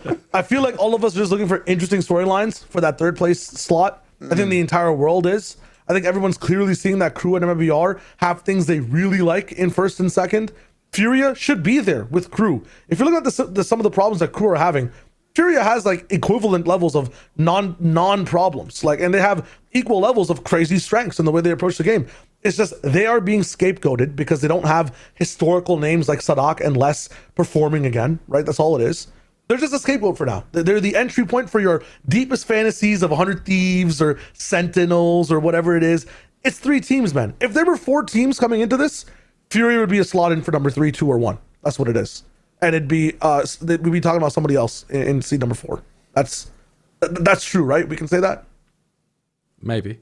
They'd at least be included in the top 4, I think, by quite a lot of us. Yeah. Yeah. All right, cool. Okay, cool. Right, next up, I had this team going to Masters. So the way we're going to do this, if you pick them to Masters, you must assume at least that any losses they've had have been a fluke. So NRG, I have them obviously as a fluke because I've got them going. But you two, feel free to call them frauds if you want. Yeah, I mean, they are frauds. They are just literally frauds. They don't understand the Neon meta at the same level as the other teams that they're playing against currently. You can see that in the absolute gap when they played against KRÜ. Now, the thing with the KRÜ game is they still won some of those rounds because they are like a fundamentally good team. The structure is good, the comms are good, the players are good, that kind of stuff. But they don't really get how the details of this meta work, revolving around the Neon especially. And I think that that's going to hurt them in the big matches. So when you're looking at NRG's chances of getting to London, I think right now, unfortunately, they are outclassed and don't look like they are learning fast enough. Part of that might just be that we didn't, they're not actually playing against... The most recent game was against EG. You can't really tell when they slap around EG quite a lot. Do they really understand the minutiae of the game? Because they're not getting tested in the same way in that match. But unlike a G2, where it's like they have changed something fundamental and they are on an upward trajectory, NRG, I don't think, have demonstrated that to me yet. So you're saying fraud, Shyo? I'm thinking about if it's earlier on, Josh is talking about this narrative of they haven't understood the meta properly. If they showed that they had an understanding and then that understanding got blocked of what's going on, rather than just losing out because other teams are faster, do you consider that a fluke loss or a fraud loss? I want to teeter on fraud, because I think after the Furia game as well, they should have learned against KRÜ in general. I feel like if this team is in that upper echelon, they shouldn't be dropping the map against 100 Thieves on Pearl as they did, because I think they had a really good idea of how to work defensively with that double util salvo shock combination with Astra on that map. It just didn't work out at all. I'm gonna say fraud for now. All their losses have been deserved losses of them playing on what their understanding actually is. And if we go up later, they already have had some stuff to fix. The tested fixes against teams like EG, that's just not enough. I'm gonna lock them as frauds. I will say that I think the narrative for NRG is pretty easy to map. They came into this stage not playing any Neon. They played no Neon in the Furia game at all. They played Deadlock. They were trying to play anti-meta early on and hoping that would work similar to Kickoff. Then they hard pivoted into, we are just going to copy what KRÜ are playing and try to play it better, basically, and played it significantly worse. The game against 100 Thieves is one where I don't even know that they look like the better team on the day, apart from their stomp on Breeze. The first two maps, they go 1-1. But I think it's quite reasonable that you could have said 100 Thieves looked better than them until Kiko and Mada on Harbor absolutely blow them out of the water. I think the points where NRG you might have faith are that their Breeze and Fracture might be good enough that they can get through these top teams. Because almost nobody wants to play Fracture in Americas right now. NRG looks actually quite good there. And the Breeze, I think, looks better than most of the other teams. I don't fuck with this MIBR KRÜ. We're going to play full retake, Harbor, Astra type shit. So I suspect NRG would end up being able to beat that. So I think this get tested this week, right? Yeah, who do they play this week? Sen Breeze. Sentinels? Yeah, Sentinels played that Astra Harbor retake stuff, no? No, they play Viper Harbor ISO. Oh, Viper, and they tried to ISO stuff. fight you more. So I don't know. Bunker, it's a very interesting comp, but yeah. Yeah, it's different. I think it will test them, but in a different way. Sure. Okay. Last America's team. Josh, you had this team going, so you can be silent now. Yeah. That was G2. Shyo, are G2, are they still fine, even if you don't have them going? Or are they secret frauds? I think that they're slightly secret frauds, because a lot of the times when G2 this is a G2 fan, by the way. Yeah. This is the G2 fan. Yeah, things have changed. It's every time they've gone, they've had a really cool tool they've been using to go to the next stage, right? They shifted really fast in kickoff to get that double duelist stuff under their belt. They had the Tejo stuff beforehand that also looked really good, and then they had C'est la Vie, the C'est la Vie Vise chamber stuff on Pearl before. Worlds also last year looked really good for them in terms of their understanding of the meta. But I think this is the first time where that double duelist pivot hasn't really come in so far. They've again had a gap week where they didn't get to really test as much against Envy. And then coming into the C9 as well, it's they're going to be playing with another sub again, which will be on their main roster. We'll talk about that a little bit more later. But they don't, regardless of who they're winning against, I can't tell you what G2 are doing right now. They finally found Baby Bay's looking good on Chamber a bit more. They had him on Vice before where he was popping off, but I thought that was a bit fraudulent too, that his duelist might have been better in those positions. I can't describe to you what the G2 way of playing Valorant is right now. And that's where confidence lied with the team, I think, from all the fans. And the fact that it's not there for me just screams that things are fraudulent. What they tried before just wasn't working. This season's been a bit of a tough transition. Will they make it to London? They'll make it to playoffs for sure against C9, hopefully. Past that, they need that tool. They need the identity. I don't know what G2's tool is, man. The G tool. I think this is the hardest team for me, because when you look at their games, you can read their games as like, well, they've played two good teams in MIBR and Lev and lost. And they've played two not as good teams in Loud and Envy and won. But you can also say, oh, but then they changed their comps away from the Harbor stuff, and then it started looking better. But it's like it's against much easier teams. So, like, you can make the argument either way. You can look at it sunny side if you're Josh, or you can look at it, fraud side if you're Shyo. And I'm stuck. I'm stuck on the middle of this fence. Okay. I mean, just for the lulz, I'm just gonna say fraud. Stamp them with that vitality. Don't say that. Don't say that. You were the one who argued for fraud. I know, and that's me. I understand who I am. But he's agreeing with you. I don't have to convince people to come to my side. I want him to have a nice... He's forgetting one point of it all. The G2 fan battles against the brain cell inside of Shyo's head. I'm just saying that a lot of their losses to TMV were very close. It's something that you were saying and quantifying in a lot of other matches. I don't think you've mentioned that yet. Fuck it. Fluke. He's convinced me. The G2 fan has convinced me. Nice. Away from his own take of fraud. Right, I'm gonna not put because this is the next question. Forget going one by one on these EMEA teams. EMEA outside of Fnatic. Is there any way that none of them aren't frauds? Are they all just frauds? They're all frauds. They're all frauds. Every single one of the teams is frauds. None of them. Who is the least likely to be frauds though, out of the rest of EMEA? Do you think? I would say. By that I mean kind of go on a deepish run. I think the only team you could look at for a deep run in London. I mean, if you want consistency, as in you think they'll make it to London, it's inevitable. Then you're looking at Liquid, but that's not. I mean, they're. Well, why are we quantifying? They're frauds. That? They're still frauds, though. Well, shouldn't we be quantifying their losses? Like, were their losses Fluke or frauds? I'm just sick of EMEA. Like at this, we can go. Oh yeah, they lost a little game here and there, but like the bigger picture, Shyo, is all of EMEA just frauds? No, Eternal Fire, the one team you can't say are, because they lost against Fnatic. Like that's about it. And Fnatic also, we're giving them the non-fraudulent thing because they also beat every other team Eternal Fire beat. Fnatic. So Fnatic aren't, but Eternal Fire are because they lost to Fnatic. Eternal has to be second place. Have you watched Eternal Fire play? The decisions that they make, you're telling me those are going to stand up on an international stage?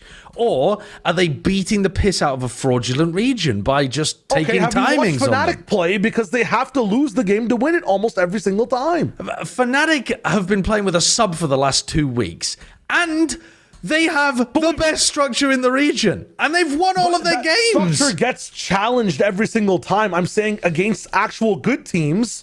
Do they get momentum swinging back the other way? We've seen them do it at internationals. We've seen them make big comebacks at internationals. We've seen them go deep at internationals. They tend. We've already done Fnatic in this segment. They tend to perform better at internationals. They've done that without the sub roster though. And I know we've already quantified the sub roster doesn't matter. It's their structure and their form that is the whole thing. If your only hope for Eternal Fire is look at Fnatic, they're almost as good as Fnatic. They play completely differently to Fnatic.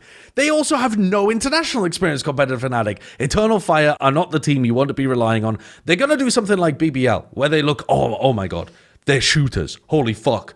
And then they lose some like close games and you're like, damn.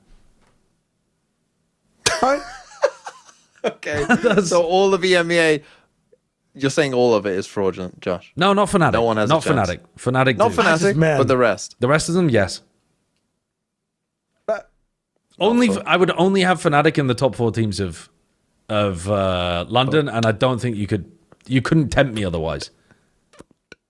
And in fact, the worst case scenario for EMEA is if one of those other teams looks good in playoffs and beats Fnatic, because then I won't have any of the EMEA teams in top 4 because I ain't trusting them. I ain't fucking trusting them. Well, some of the writing's on the wall there. Like, Fnatic have had some of the weirdest maps and some of the weirdest wins when it comes to, if you just look at the game, look at the round timeline. We're moving on. Josh, you had DRX going to to Masters. I know where you guys are going to put these guys. I think this is the most fraudulent team. This, to me, is the highest fraudulent team in all of VCT. This is the team that are saying, this is the team with the Tinder profile that says 6'4", 190 pounds, and they turn up and they're 5'3" and like 25 stone. I'm using different. Well, I guess they're both Imperial, but you get the point. Yeah. DRX, man, and they got exposed. They got fucking exposed against what a good team looks like. This team should be 2-3, is what this team should be.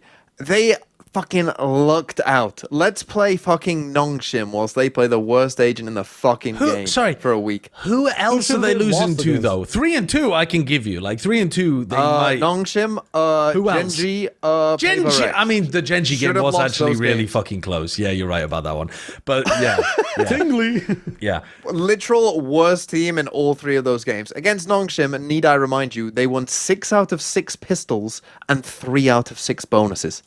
Yeah, it was... And just about scraped that game, by the way. It was tough. And just about scraped through that game against Nongshim playing fucking Breach on every fucking map. Yep. This team is fucking full of frauds. And as soon as they played Paper X, was it even close at all? No, they got the fucking piss beat out of them.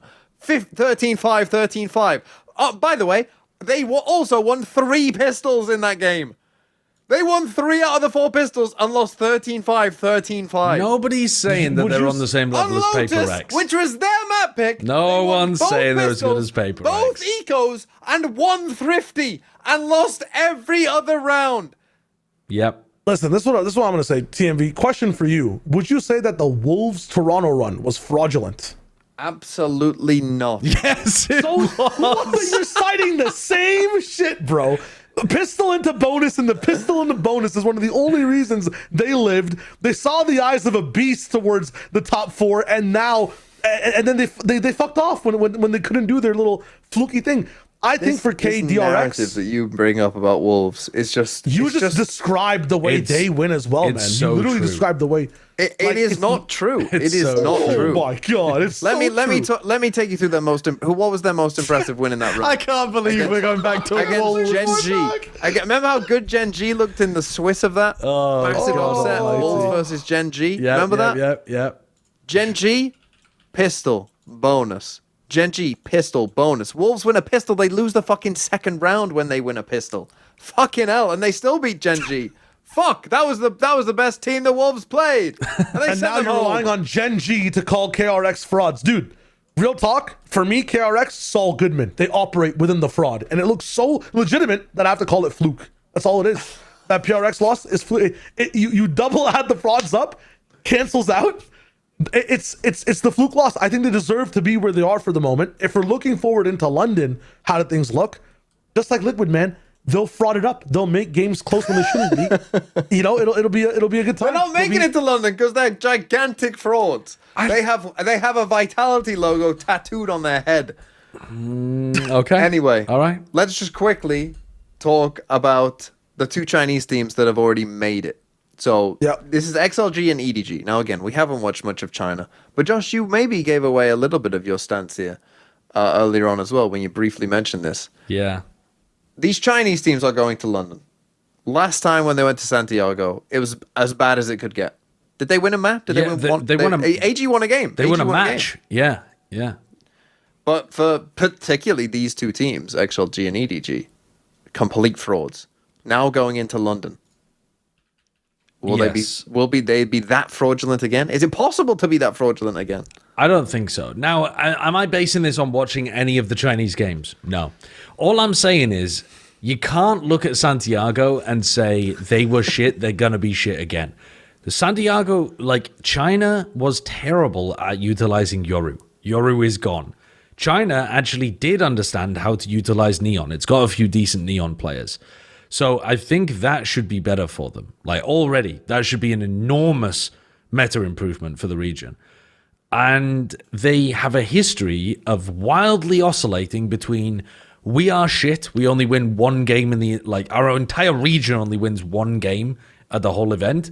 And then boom, next time, one of the teams randomly makes a top 3 run.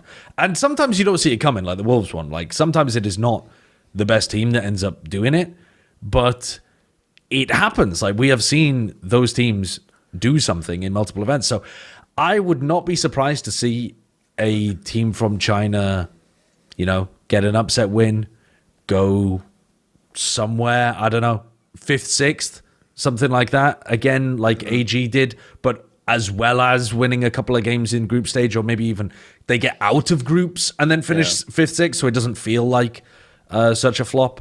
I haven't watched the games, so maybe I will end up writing them off in a couple of weeks when I have. But at the moment, I don't think you should write them off based on nothing. Can I just say I don't know the stats, but I'm going to guess the most fraudulent Masters team must be XLG. They do choke a lot, yeah. RRQ are up there, though, as well. RRQ are up there? If RRQ and XLG both end up making it to this event. Oh, Jesus. Oh, we're on for another. But I think XLG, the thing is, they often look like clearly the best team in China. Like, that has happened. Their run right now is so dominant, it's actually insane. Like, they do this quite often where they look dominant in China. Not just like, oh, they're good. Oh, let's see what this team can do. They've looked dominant in China before, and then that fucking team does not turn up. It does not turn up. I'll have to sit on the fence because I haven't watched the games, but last time from what I was seeing from XLG is that they're a step ahead of like everyone in China in understanding how these fights work and really punishing like the Chinese way to entry a site in terms of like you don't the level of game is just not up to a certain point to where you're considering some angles or some type of like setups and team play on these sites. Like you can get away with just holding an off angle way back and getting a 3K if you're happy way. Like some of the stuff he was getting away with, it just seemed like it was 3 years detached from where the game is now. XLG are always that ahead. When they clash against the international teams, that's where like, oh my God, these guys are playing just like us. We don't have the experience of beating like, this style of gameplay all the time. They hit a wall. Now, have they gained experience from Santiago? I hope. But I mean, this form of game right now I'm just looking at the scores, like 13-0 in JDG with a triple Sentinel comp is insane, man. That's wild. Like it's the same triple Sentinel comp that they've run that they ran before multiple times. I mean, on Lotus. And it did get some success at internationals. Like people did struggle with it, but I think this is part of the reason why they might struggle again. Got to watch the games, but like if you're bringing the same shit out again and China still hasn't. Well, they weren't playing that comp before. They were playing the no Senti comp before, and they started off well, and then they lost a couple games to like EDG and someone else, I think, and then so they changed comp and just brought this out as a bit of a surprise, and then won 13-0. They have a lot of talent. It's just like what they play against. Clearly, they're better than. It's just when it comes to internationals. I'll have to see. We have to watch. We're on the fence. For this take, the fence is spawned in. Next take. Okay. Well, you're talking about talent. What if you didn't have a lot of talent, though, Josh? What if perhaps you weren't the most talented, I don't know, chef in the world? What might you do? Then you'd be a fraud. Next question. Oh, wait. Oh, I see. You wouldn't be a fraud. You wouldn't be a fluke either. You'd be factor. You'd go to factormeals.com/Vodfathers. Of course. Because the least fraudulent sponsor... Least fraudulent? Should I say that when we have two sponsors? Doesn't matter. The others aren't listening. Factor Meals. Let me paint a scene for you here, TMV. Let me paint a scene. Go on. You're not the greatest chef in the world, okay? You've spent your life watching Valorant and having fun and, I don't know, going to school, going to college, going to work, whatever it is, but you haven't learned how to cook for yourself to the highest degree. You're exhausted. You've been working all day. You're super hungry. And you know what? Like, you know that you should be eating healthy, but it's just so easy to, like, order takeout food again or something like that. And you think, no, this time I want to save money. I want to eat healthier, but I don't want to learn how to cook. And you go to factormeals.com because they make things easy. You can hit those nutrition goals without the planning, without the grocery runs, without the cooking. I don't need to learn how to drive and go to a grocery store. I don't need to learn how to cook. I can just order Factor Meals all the time and they come 2 minutes, shove them in the microwave, take them out of the microwave, restaurant quality healthy meals. Nom, nom, nom, nom, nom, nom, nom, nom, nom. Fresh, never frozen, rotating, globally inspired. All of these different words that I can throw at you. Miso edamame. I'm throwing words out here.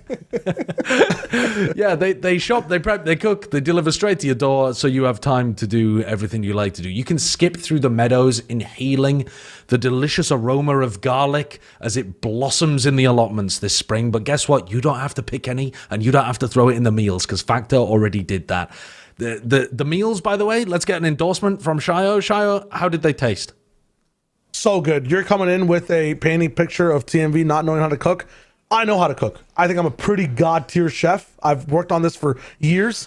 And even in that, I trust Factor meals because I don't have the time to get to my god cook level in the day. Too busy playing Deadlock all day. Yeah. Playing Deadlock, watching these games. These guys make meals that are god chef creations. I swear to God, like rosemary and whatever the hell else, a sage chicken with like an amazing side. It's heated and tastes like it's at a restaurant, dude. And all you have to do, the hardest thing for me for the Factor, getting the peel off to get my food in because I'm shaking. I'm so hungry. The food looks so good. It's hard to get the food into my mouth. That's all it is. So true. But the food tastes so good, man. Get Factor. Just get Factor. Yeah. If you're somebody that frequently gets defeated by a small layer of plastic, maybe this isn't for you. But for everybody else, you can head to factormeals.com/VodFathers50 off. Use code VodFathers50 off to get 50% off and free daily greens per box with new subscription only while supplies last until the 27th of September 2026, which you've still got 4+ months for that. So go and see the website for details. And thank you to Factor for sponsoring. Wonderful. Facts. Let's move on to our next segment. Maxima Dramatica! And talk about some things that have been going on in the VCT. We're going to start off with Cloud9. And Josh, what the fuck is happening over at Cloud9 whilst we're mid-stage and they just won a game? Did you guys see the CEO roundtable discussion that Sentinels posted? I haven't seen it. No. I didn't see about it. One of the things that Jackk released, one of the Maxima Dramatica, one of the things that Jackk talked about during that, actually, the CEO of Cloud9, is that the C actually stands for clusterfuck. And so that's what they're doing this week is they're rotating people around.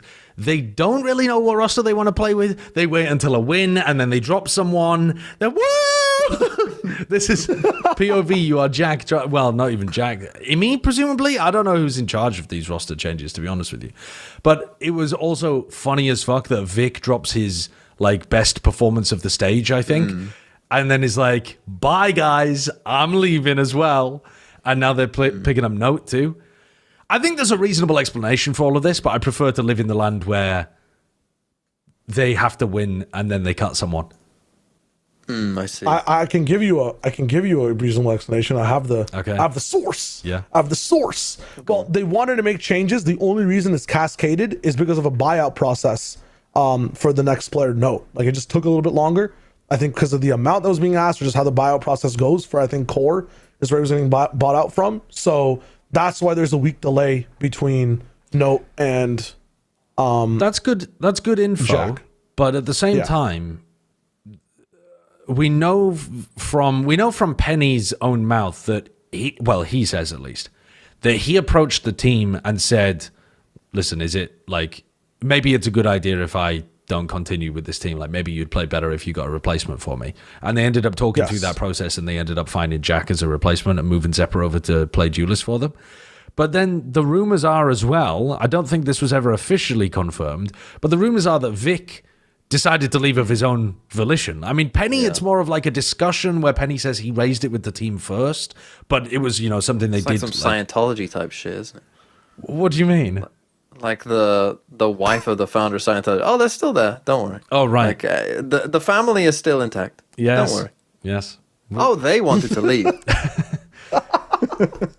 I mean, Vic, Penny and Vic were playing badly, but until they wanted to leave, then they played like fucking demonic overlords. What I don't understand is they never tried playing.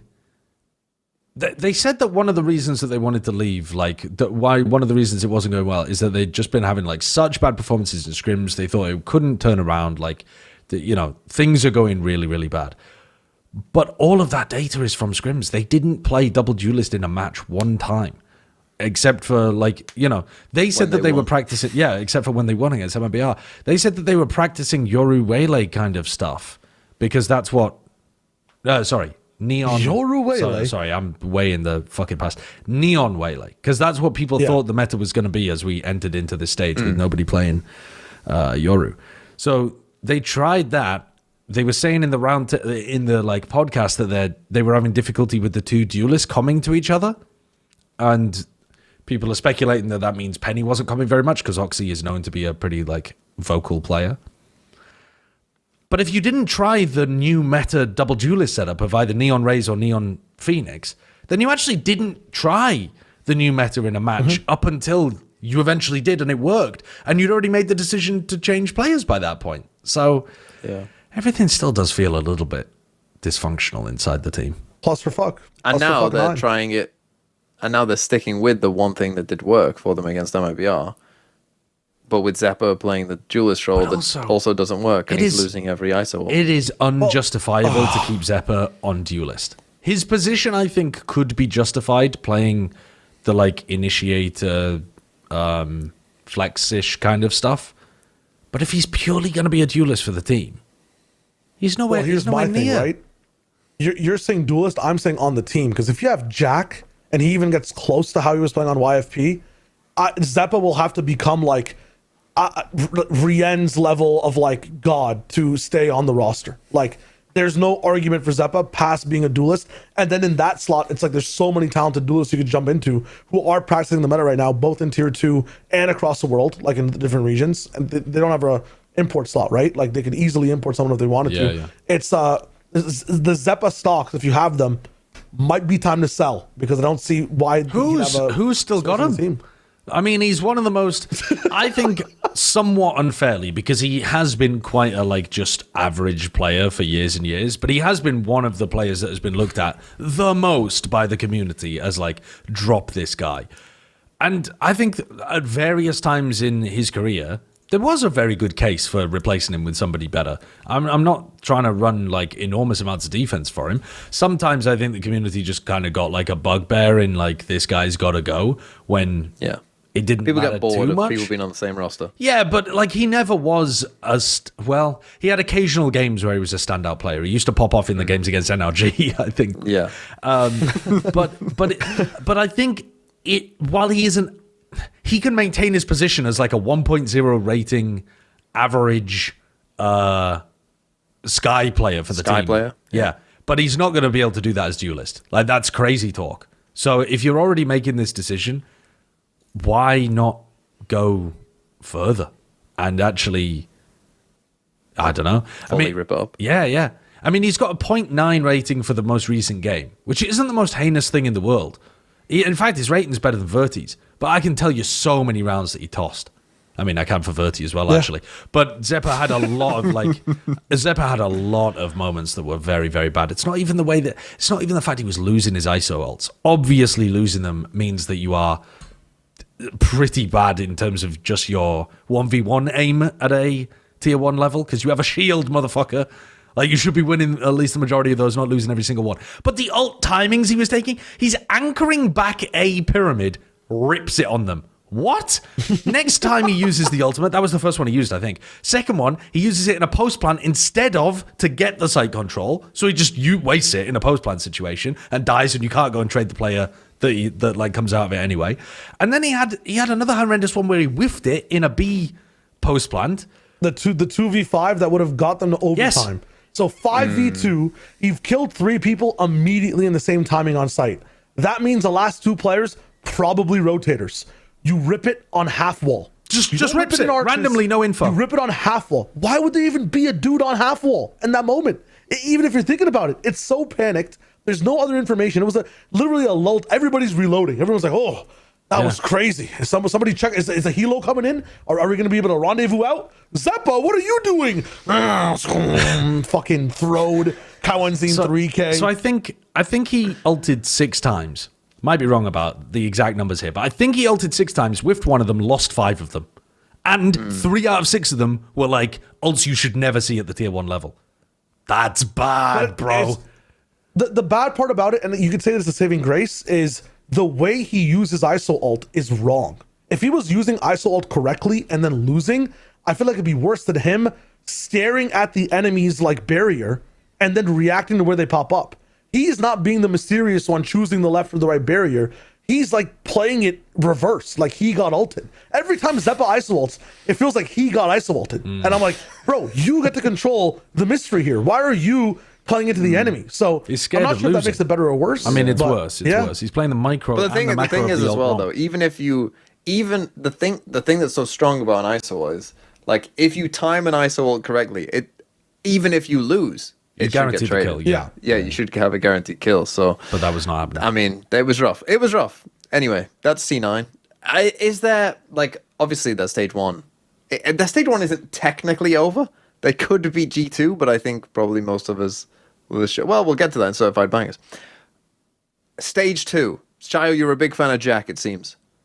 bigger fan of Note. I'm a bigger fan of Note. Oh, bigger fan of Note. I mean, Yeah. He has like talent equivalent to what's I think better than tier 1 right? Like who are some of the best smokers of the region for the moment? Like I guess like Sadak is up there. You've got like MIBR now swapped off of it. Who's smoking for MIBR currently? Like Dome smokes? Well, I mean, Mazzino is mostly don't really- playing smokes Yeah. at this point, isn't he? I think in terms of like Valen- firepower talent, he can spawn in like better than everybody in terms of how he actually better frags. than Wylin. Yeah, better than I genuinely think better than Wyland. I think set up to be better than Wyland as well because I don't know why I'm going on with the name, but this guy it has a heavy focus on letting him like or the team sometimes has a nice pathway to let him actually frag out as well. Like C9 are known as a team too that when they get these new pieces coming in, like when you saw with that Demon 1 Pearl game, they can accommodate very well based on what their strengths are. Jackk, of course, has to get used to the stage a little bit in the way he frags, but the positions that Note takes, the slower tempo pacing of what he does, like he gets to understand the battlefield a little bit more, I think plays into the way C9 structure some of their compositions and structure some of their players on maps in the post plant as well. They've struggled sometimes being in the lead in a round and then throwing it because they don't have the firepower to compete on a retake. But Jackk and Note, like, just completely amplify that style of play where if Zelsis can lead them onto a site, they can hold it. Like those two will be the keys to holding it. So I'm very excited about Note. Again, he's like an Astra main player, and this entire stage has learned like or shown us that he can drop like 70 in a BO3 with Brimstone and Omen. Like it's insane. So Okay. very excited. I mean, that to me makes sense because when you look at like Jackk and Note, I mean, I don't know much about them, but just looking at their stats and stuff, it seems like they are good players. So I know it seems weird the way they've gone about it and people benching themselves, and that's all kind of a bit strange.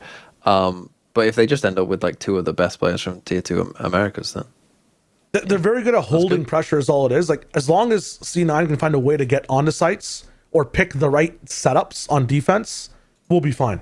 I can't like if putting more pressure on Emmy are Zelsis trolling, to be yeah, genuinely. If things go wrong, I'm not going to really blame Jackk and Note. Like again, very good defensive setup players. You just need to get into those spots is all it is.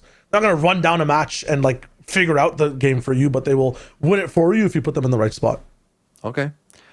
Well, let's talk about your favorite team, Mr. Sideshow. KC, who've let go of their coach, Eng, who when he first came, people were excited.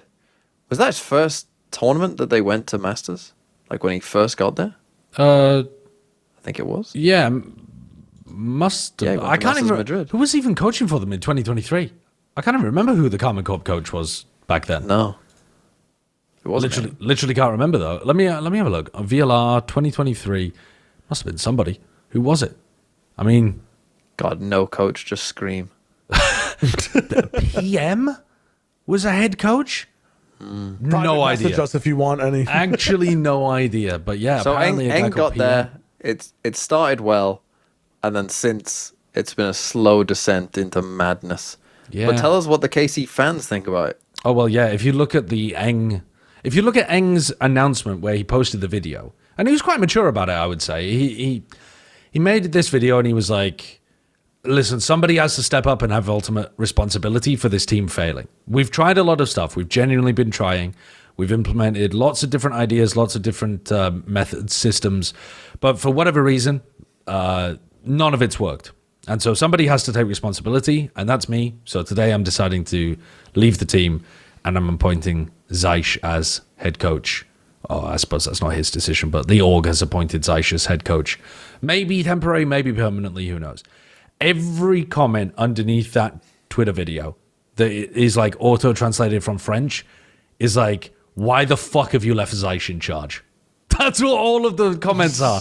Like, most of the comments are, Eng is not the problem, Zeiss was the problem. I don't know exactly why the French fan base has got this idea. Maybe it's because they hear from Zeiss, because Zeiss speaks French to them, maybe. So, like, they associate him with the negativity. I don't know.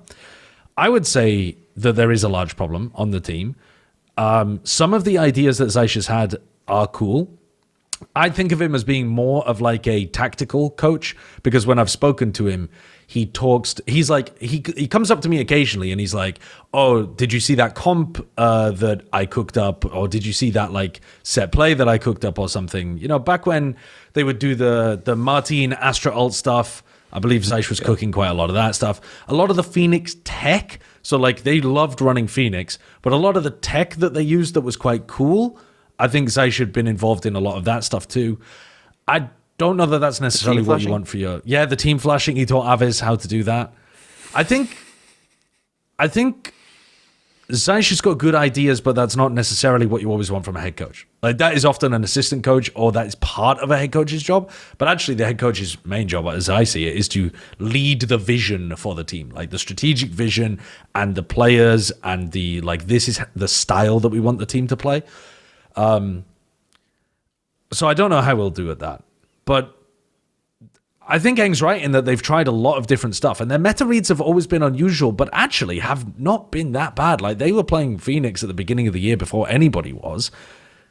It's turned out to be a great pick. Like, they were not playing it one meta too early. They were actually playing it at the start of the right meta to start snowballing these ideas. But their execution was dog. Like, their execution has just been dog. They're the only reason the Phoenix doesn't have a 100% win rate, by the way. Yeah. How do they fail on such a consistent basis? I don't know.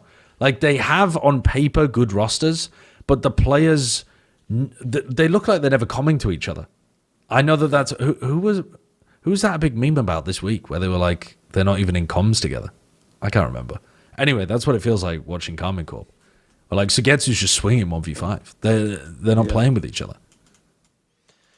Yeah, they need to blow up the team. They need way more changes than this. This is not going to help. Yeah. Well, the problem with the main thing that you're talking about there is you probably need an IGL to start with, a true IGL, and that is probably the hardest thing to find. So good luck. Good luck, Casey. And Wolves also have got rid of their coach Fade after Toronto, similar to KC, just not on as long a time span. It has not been a great time for Wolves ever since their Toronto run. They have lost quite a lot of games. Do you know how many VCT games Wolves won since Toronto? 2? A little pessimistic. It's actually 3. 4? Oh, sorry, a little pessimistic. Wow, that was miles off. They won 2 in this kickoff, and they won 1 in stage 2 of last year. And that's it. Everything else has been losses. Let's move on to certified bangers. Let's talk about some of the games coming up this next week. Now, we talked about there are 2 crucial games in America. It's like crucial games. First one, we've kind of mentioned it a bit already. Furia versus 100 Thieves. Now, again, the scenario is very simple for 100 Thieves. They lose, and it's done. They win, and they're in. And they could, as we've talked about, possibly even somehow be the first seed. So it's actually kind of madness what's going on in this game. Now, Shyo, you think 100 Thieves are going to Masters, so you must think that they're winning this game. So, Josh, I'll ask you, I think you already said, actually, that Furia will win this game. You've already given away your prediction. But are you certain of that? Do you feel confident? I feel fairly confident, yeah. I mean, I don't feel like there's a specific... One of the things that I think really worked for 100 Thieves in their upset victory over KRÜ is that they could ban Lotus and get a great map out of KRÜ's hands. I don't know that the Furia necessarily have a map that they're relying on as much as KRÜ were relying on Lotus. I think Split has maybe been that map, but they've actually only won on that twice. Like they literally haven't played split in half of their games, including the win over EG. So I think Furia should be able to come out with the victory. I'm not actually completely confident in that though. Like I do think there's a chance of an upset. Yeah, for sure. I'm very much on the. This is going to be I mean, that is a certified banger. It's got everything on the line. It's should be a close, good game. I think I too would shade it to Furia. I think the Furia. It's interesting that none of us picked them, and I do kind of see them almost like a gatekeeper team. I feel like right now, if you're better than Furia, you'll go to Masters. I could definitely see Furia finishing 4th in Americas. And I would put 100 Thieves under that. Shio, why will 100 Thieves win? They brought in like these players and this coach this entire, I think, year for this moment, kind of, to be able to enter like the upper echelon of teams, like the top 3/top 4 of a region. I think they have like niche comps as well that have slightly been deleted over time because of map changes in the pool, and they're still getting I think hit by that with Bind kind of leaving. But I think the core of this roster and the way they've taken veteran talent and put them into like more role playing positions is really cool. They clearly have experience and they have new blood, and this like IGL coach combination, which I think we've seen across the world, is really good to have like people from tier 2 who've been used to each other brought up to tier 1. It's all about proof now, I think, for both sides, for 100 Thieves and Furia. Furia have to prove that, like, in order to hold their slot as like the people at the top of the castle, you have to deny people like 100 Thieves from winning. Like, this has to be a smash-in for them in terms of a win. Not like smash-in as a 2-0, but they cannot lose this game or their entire reputation up to this point, gone. 100 Thieves have to prove the system works. Sean Garris and the overall, I think the GM as well, for 100 Thieves, like, talk to each other, made this coaching and IGL system possible. Does this yield results? Can this take out one of the teams at the top, and can a system like 100 Thieves make it to Masters? I believe so. It takes upsets like this. I'm not saying 100 Thieves are supposed to win this match. I'm with you guys. Furia are the clear, top dogs in this one. I still think it's a little bit closer now, though, based off what we've seen between these two teams. But it's all about proving systems. Does 100 Thieves system work? And does this new Furia system of like all their players coming in, the belief, the momentum, is it real? Or is it just like, has it been a fluke all the way till now? Because Santiago, it looked like it was a little bit. And this is the proving day. It's going to be really fun. The Furia versus 100 Thieves game as well, if it does go the way of 100 Thieves, NRG Sen is another certified banger immediately after that too. Because that then defines which team is going to make it into playoffs. Who goes home? Yeah. And there's a weird world in which Sen can actually finish second seed.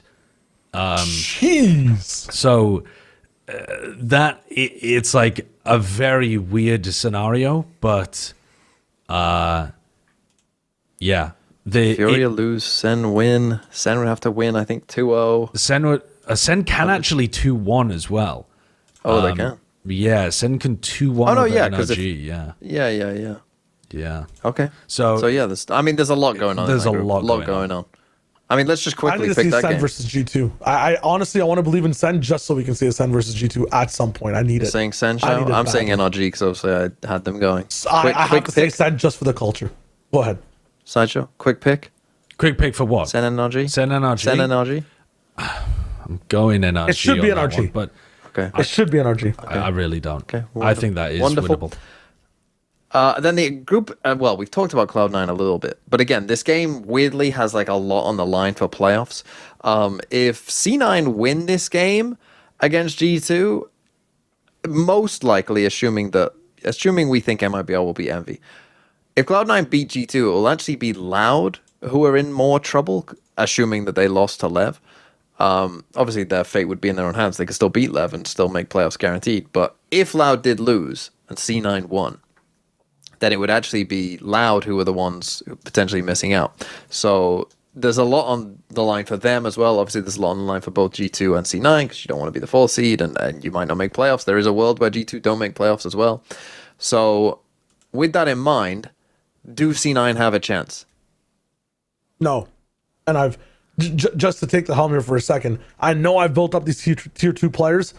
I think they're signed for like overall longevity and like these guys finding a style and a system first game. that works later. But it's a very tough first game. Some of the win cons they need in like just the preciseness from Zelsis and the team in like a setup, like their overall approach to the game is already not there. Like No and Jackk are not being brought in to fix those problems. So those still exist, and I think Well, G2 they're gonna have to change some comps as well, surely. Yeah, I mean it's too much to change. You can't keep and not Zephyr enough on. of it is what they need to be changed versus G2. G2 look really good in terms of shooting at least right now too. Like Babyface kind of popping off, man, with this chamber. I mean, I know it's against Envy, but that the Diffie was there, man. Using his own mouse pad, by the way, that's devious. But yeah, Do you know C9 Any can still chance? make first seed? first seed. No, they can't. How? Oh, because 3-2 for Heretics. No, they can't. So if No, they can't. I mean, You're not reading it right. They're 1-3, Josh. Oh yeah, They'd finished 2-3. There's already teams with 3 wins. Yeah, that's actually impossible Oh, then. sorry. I am not reading it right. Second You're seed. quite correct, actually. It reset one of the results that's already happened. Apologies. I'm trolling you. If they had been able to, if they'd been able to beat Loud, they could have still ended in first seed. Yeah. Yes. Unlucky. But will they beat G2? Will they beat G2? No. I don't think they're going to be able to, bringing in their new players for the first time, but I think there's such a variance when you change around your roster like this. Like when you change around the players that are on the some roster, hope. I think that the floor and the ceiling both just get further and further away from each other, and who the fuck knows? Who knows? I mean, could Jackk and Note But just have a G2 pop-off are like game? the limiter, no? G2 are like... They should be. They're not the team you want to play. They've normally been the anti-variance team. Yeah, I think They've been a little bit variant this time, but... Yeah. I think you'd rather be playing against even like a Lev or MRBR right now. Yeah. And hope that they don't turn up. Okay. Unlucky C9. No chance. Let's move on to some of the first playoff games, though, just very quickly as well. So EMEA, Eternal Fire versus Team Heretics. I think this is low-key a banger game. I think whoever wins this game has a pretty good chance of going to Masters. Whether I don't believe that they'll beat Foot. You two might, but whatever. But even if they go to the lowers after losing to Foot, which they will, I still think that whoever wins this game is most likely pretty favored to actually make it. So this is a very important game in my opinion. But how will it go, Josh? For who, Chris Kamara? Not everyone will get that joke. I don't get that I joke. don't get that joke. I know Chris Kamara from the red card clip. Yeah, that's the show that it's from. Anyway, it doesn't matter. Sorry, I've lost track again. Give me Eternal Fire versus Team Heretics. yeah, Very Eternal important Fire game. Team Heretics. I'm going for Team Heretics in that game. I think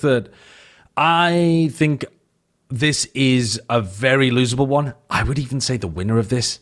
I like them in the game against Foot, no matter who it is. Like I think that both of these teams are looking pretty decent here. Eternal Fire because they've just been able to beat everybody in the group apart from Fnatic, and they do have shooters and they have people. But why that will can Heretics catch you off win? guard. I think Heretics are going to win though because I think that their new identity of them like playing with Rien's on Fade, Koshmaris looking really good on the Neon. I think they figured something out. I think also just Benji playing a lot more of the Vice and playing hard Senti for them. I think it looks good. Yeah. Shio, you with him? No.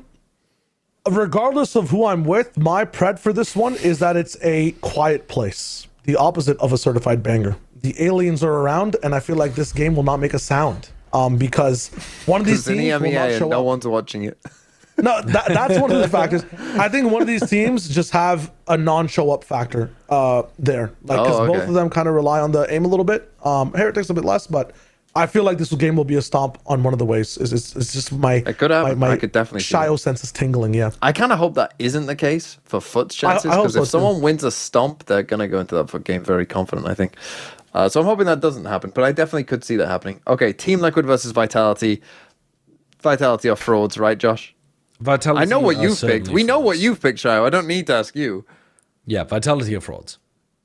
Team Liquid 2-0. good. Confident? Say it. I mean, Make it even better. I don't. Go on, rub I it think it could be a 2-1, but it doesn't matter because the maps that they doesn't lose matter, on, guys. He said it doesn't matter. it's going to be like just can't- 13-7, yes. 13-7. They don't have a TMV, give me your take. What's your pride? Give me your pride. Easy I want to to come back to this and watch it on repeat. frauds. They're complete frauds. Yes, They're going yeah. home. They might even lose to who do they play? BBL. Don't know. Anyway, let's move on. Pacific, RRQ versus Global. Shai, you got Global going. Yes. So they must be winning this game, right? No, losing this game. What? Though. Yeah, they're going on. Oh yeah, you said lower bracket lowers run. the whole way. Yeah, That's I'm doing crazy. Cinema Global Experience. Yes. Okay. I feel like the pressure of the playoffs, like to get to the spot, looked like a struggle for Global, anyways. And now that we're here, RRQ, it's another day on the job. For these guys, it's do we read the right manuals? Is everything okay? Is it different in the playoffs? What's the sense like? What's the pressure like? Crowd might be a bit different too. I think that RRQ lock it in for this one, fizzle out a bit later against some stronger teams, but GE are going to lose. Yeah, vibes based. Josh? I think Global are good enough to be able to win this game, and I'm favoring them in it. Ooh. Okay. But I do think it's a close one. I think I think Global have been.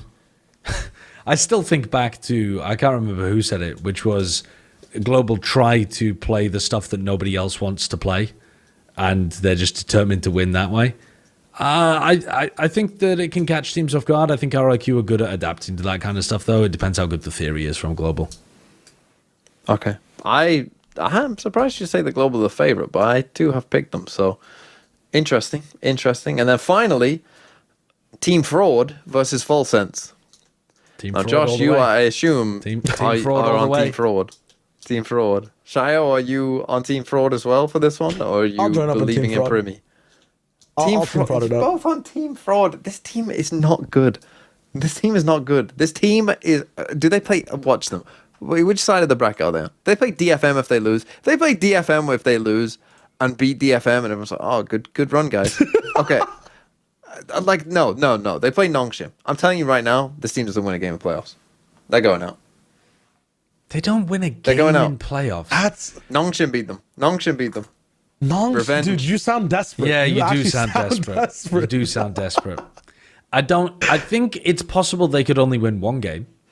If they're their most fraudulent, they might like beat Full Sense, lose to T1, which I would like. Even me, who's expecting KRX to make it to London, I think they lose to T1, and I actually don't think it's a great game, to be honest with you, either. And then maybe they get boomed in the lowers by the team that they run into, and they go 1-2. But I can't see them going 0-2. Okay. Yeah. Fine. Team Fraud lives to fight another day, according to 2/3 of the Vodfathers. Let's finally, just before we get to the grand goodbye, leave a comment down below letting us know what you think of this episode. Did any of us do a good job? Do you agree with any of our takes? Are KRX frauds? We'll never know. Let's go to the grand goodbye. Sometimes you have to say it twice, but not this time. Okay. Goodbye.